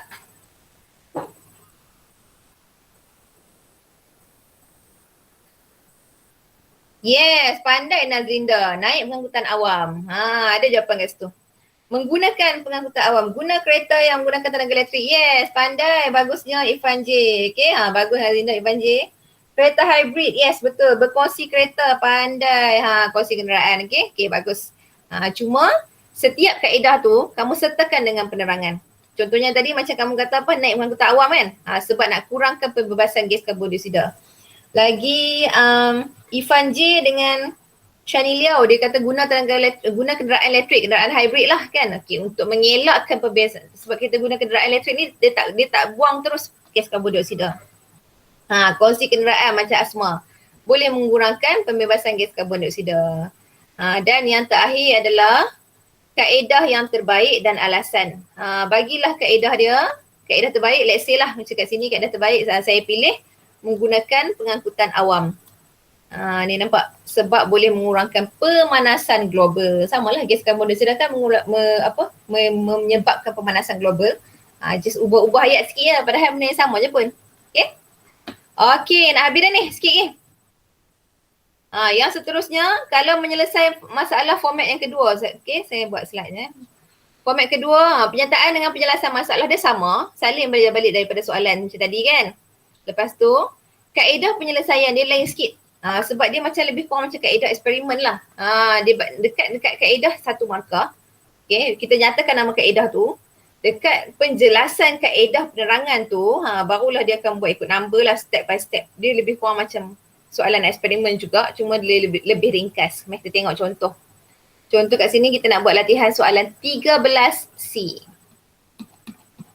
Mana 13C? Ni dia. Okey, penghasilan tenaga elektrik boleh diperoleh daripada pelbagai sumber. Tak jumpa lagi soalan kan? Okey, teruskan membaca. Satu contoh sel kimia ringkas ialah alat yang boleh menukarkan tenaga kimia kepada tenaga elektrik. Tak jumpa lagi soalan juga. Okey, teruskan baca lagi. Buah lemon boleh digunakan untuk menghasilkan tenaga elektrik. Tak jumpa lagi soalan. Ni soalan dia ni. Dekat duduk kat ayat last, jenuh penat baca kan. Okey, terangkan. Bagaimana tenaga elektrik dihasilkan, nampak ni, daripada sebiji lemon dengan menggunakan alat radas yang sesuai. Yang ni cerita dia tentang sel ringkas. Dia jadikan lemon tu sebagai elektrolit. Okey. So kita pun buatlah pernyataan masalah dia. Bagaimanakah tenaga elektrik dihasilkan daripada sebiji lemon. Yang ni dah boleh copy sebiji-sebiji. Habis penjelasan masalah nak macam mana? Penjelasan masalah ambil ayat sebelum tu. Buah lemon boleh digunakan untuk menghasilkan tenaga elektrik. Ambil salin balik sebiji kat sini. Senang salin soalan je kan. Kaedah penyelesaian dia. Kita buat sel ringkas menggunakan lemon dan 2 jenis kepingan logam. Kalau ingat lagi lah, yang ni yang tajuk dalam tajuk elektrolisis. Elektrolisis subtopik yang hujung-hujung. Okay, sel kimia. Okay. So penerangan kaedah kita buat macam ni. Mula-mula kita lukis. Kalau rajin lukis lah, kalau tak nak lukis pun tak apa. Ni lukisan dia. Kita label lah paku besi, kepingan kuprum. Kamu label benda apa yang kamu nak guna. Sebab dekat sini dia tak bagi tau alat radah apa. So suka hati kamu lah kamu nak guna apa. Okay. Macam ni kita guna paku besi dan kepingan kuprum. Kita cucuk dekat jus lemon tu. Sambunglah dekat sumber elektrik. Kita nampak dia punya jarum dia terpesong menunjukkan kehadiran arus elektrik. So ayat dia nampak macam mana? Paku besi dan kepingan kuprum dicucukkan ke dalam sebiji lemon. Paku besi dijadikan terminal negatif, manakala kuprum terminal positif. Sebab apa paku besi negatif? Sebab paku besi itu dalam siri rektifier logam dia lebih elektropositif. Okey, kemudian jus lemon bertindak sebagai elektrolit dan bacaan voltmeter. Ni silaan bacaan ammeter lah. Pesongan jarum ammeter menunjukkan penghasilan tenaga elektrik. Macam itulah cara nak jawab dia untuk mendapat 3 markah. Okey, format yang paling last sekali. Format menyelesaikan masalah format 3 itu format wajaran. Sama ada ya ataupun tidak, ataupun tengoklah soalan tu diminta apa. Dan senaraikanlah at least 5 alasan. Kalau dia nak 5 markah, kalau dia nak 4 markah pun boleh 4 alasan. Tengok pada soalan. Soalan 12C. Jom tengok soalan.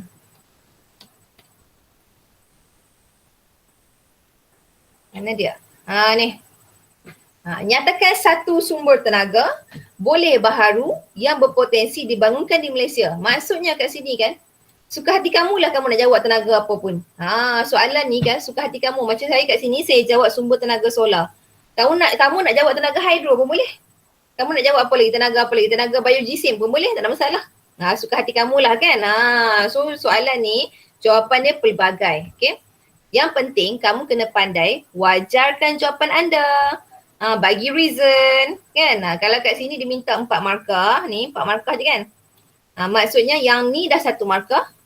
So selebihnya lagi 3 markah adalah kamu punya reason. Jadi saya habaq lah Malaysia dapat tenaga matahari yang cukup banyak tahun, tak mencemarkan alam sekitar, dan boleh diperbaharui. Kalau kamu buat tenaga hidro dan sebagainya pun boleh, tak ada masalah. Yang penting reason kamu menyokong jawapan kamu. Kalau keluar soalan ni seronok sebab suka hati kamu lah kamu nak pilih apa pun, yang penting jawapan kamu tu betul dan tepat. Nampak? Inilah kita punya format yang terakhir, format penyelesaian masalah. Okay, so saya nak beritahu lah dekat sini. Kalau kamu nakkan masa depan yang lebih baik, maka kamu kenalah bersusah payah mulai daripada sekarang. Contoh macam hari ni lah. Hari ni kamu bersusah payah untuk masuk pilihan online. Saya tengok dekat sini lebih kurang 81 penyertaan. Ada yang pelajar yang lain dia set OK, set KO kan. Set boleh masuk, set terkeluar, set masuk tak apa. Dia usaha juga. Nampak? Bersusah payahlah mulai daripada sekarang. Kalau kamu nak skor A+, kamu kena bersusah payah mulai sekarang. Kamu ada masa lagi ni. Mereka dah drag masa sehingga bulan 3. Kalau sekolah buka nanti, jumpa cikgu, buat latihan. Buat latihan asing, minta tolong cikgu cek. Sekarang pun boleh PM cikgu, tanya minta tolong cikgu semak jawapan apa semua kan. Kalau cikgu ada masa cikgu akan write lah. Saya pun kadang-kadang budak mesej kadang tak sempat juga balas. Baik cikgu. Ya. Apa dia Batullah kata apa? Okay.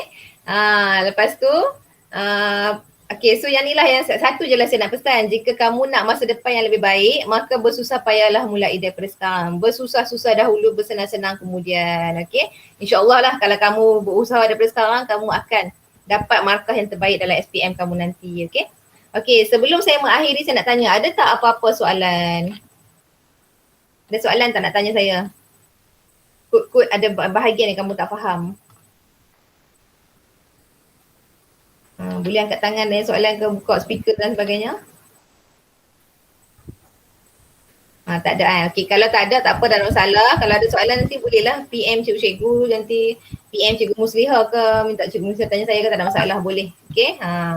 Okey, jadi saya minta maaf lah kalau ada perkataan-perkataan saya yang macam bunyi macam kasar sikit ke kan. Kamu dah terburu hati, saya minta maaf banyak. Okey. Jadi saya ucapkan terima kasih lah sebab kamu sudi meluangkan masa 2 jam bersama saya untuk hari ini. Okey.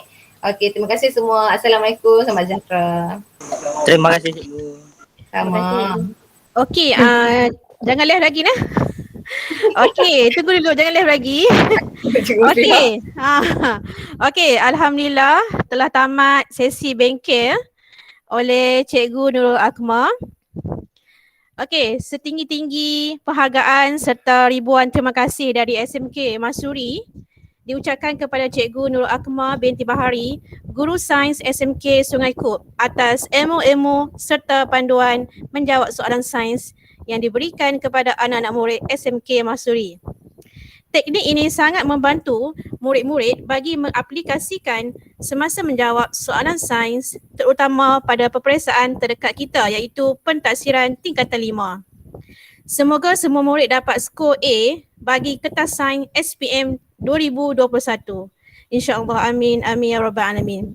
Amin. Amin. Okey, sebelum kita menangguhkan sesi bengkel kita hari ini, kita akan adakan sesi bergambar. Okey, jadi cikgu nak minta semua pelajar boleh on kamera kita.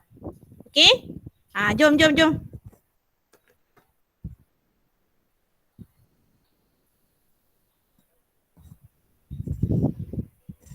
Tadi apa Baitullah, Amsyar, ada ramai ni saya tengok sini. 80 orang ni.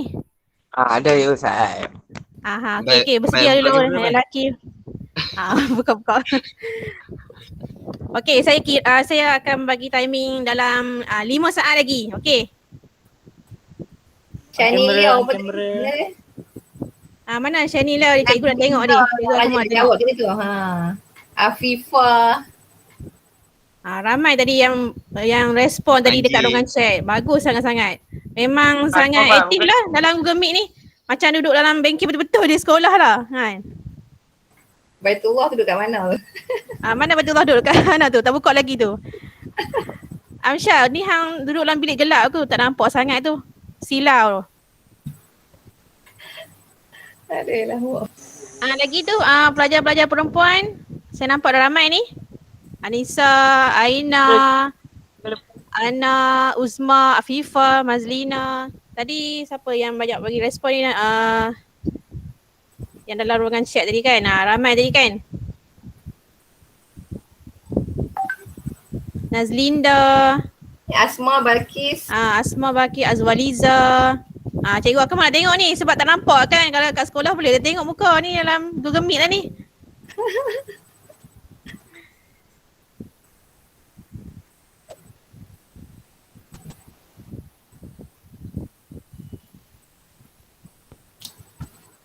Okey. Kamera problem. Okey, tak apalah. Okey, ada yang kata line slow. Kalau buka lagi slow, kita tak apalah. Okey, Irfan, alhamdulillah tu pakai songkok tu. Masuk bengkel kita. Okey. Okey, boleh dalam 5 saat lagi cikgu kira lah. Okey, sebab ada lagi yang baru nak pakai tudung ke kan. Ni pun jam pun dah pukul 11. Okey, ada lagi nak masuk kamera.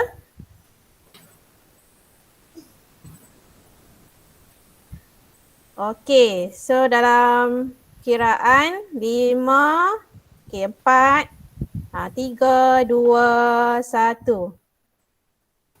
Kamu yang lain nak ambil gambar pun boleh lah, ambil gambar sekali. Kan nak share ke kawan-kawan. Okey, kita ambil lagi gambar. Okey. 5, 4, 3, 2, 1. Okey. Okey, habis dah sesi bergambar. Okey. Jadi terima kasih banyak-banyak kepada semua anak-anak murid SMK Masuri. Hari ni ramai sporting betul-betul lah dalam ruangan chat, semua yang suka jawab-jawab apa yang cikgu Akmal tanya soalan. Memang jawapan banyak betul. Memang saya tengok ramai yang memang konsep dia dalam menjawab soalan amali sains tu memang bagus. Okey. So tahniah dan harap boleh aplikasikan apa yang cikgu Akmal bagi tips tu. Semua boleh ingat, nanti boleh jawab soalan, memang semua betul dapat. Kalau 6 markah, 6 markah penuh. Kalau 10, 10 per 10. Okey? Jadi cikgu Mimi Yohana ada nak cakap apa kah sebelum kita berakhir ni? Okay. Bagi pihak sekolah saya mengucapkan ribuan terima kasih pada Cikgu Akmal lah. Dan bila first time kita buat Google Meet ni, tengok respon pelajar macam ni sangat seronok, rasa semangat lah kan, sebab ada feedback bila dalam ruangan chat tu macam-macam jawapan, rasa enjoy kan, respon pun bagus. So tahniah lah untuk semua ya, pagi-pagi weekend ni semua ada komitmen yang sangat baik ya. Okay, so terima kasih Cikgu Akmal ya. Apa-apa nanti Cikgu Muslihat akan berhubung dengan Cikgu Akmal apa-apa nanti. Okey, terima kasih diucapkan kepada Cikgu Mimi Rohana, Guru Kanan Sains dan Matematik. Okey, Cikgu Rina ataupun Cikgu Hafizah ikut ada nak bagi ucapan? Tak ada. Okey. Okey, so tamatlah kita punya bengkel teknik menjawab soalan sains SPM 2021. Okey, diharapkan semua mendapat ilmu yang bermanfaat untuk kita semua dan dapat aplikasikan semuanya lah. Okey, jadi jika ada kesilapan tutur kata dan bahasa, saya minta maaf daripada pihak saya. Okey. Okey, jadi itu sahaja daripada cikgu. Jadi kalau ada apa-apa soalan nanti boleh tanya cikgu masing-masing lah. Cikgu Rina ada, Cikgu Hafizah, Cikgu Mimi, Cikgu Puadli, Cikgu Amirah juga, Cikgu Sains SPM. Terima kasih juga Cikgu Amirah sebab yang handle kita punya Google Meet kita hari ni. Okey, itu saja daripada saya. Okey, Assalamualaikum. Okey, bye. Assalamualaikum. Waalaikumsalam. Terima kasih cikgu. Okey, sama-sama. Terima kasih cikgu. Cikgu. Terima kasih cikgu. Baik, cikgu. Terima kasih cikgu. Terima kasih cikgu.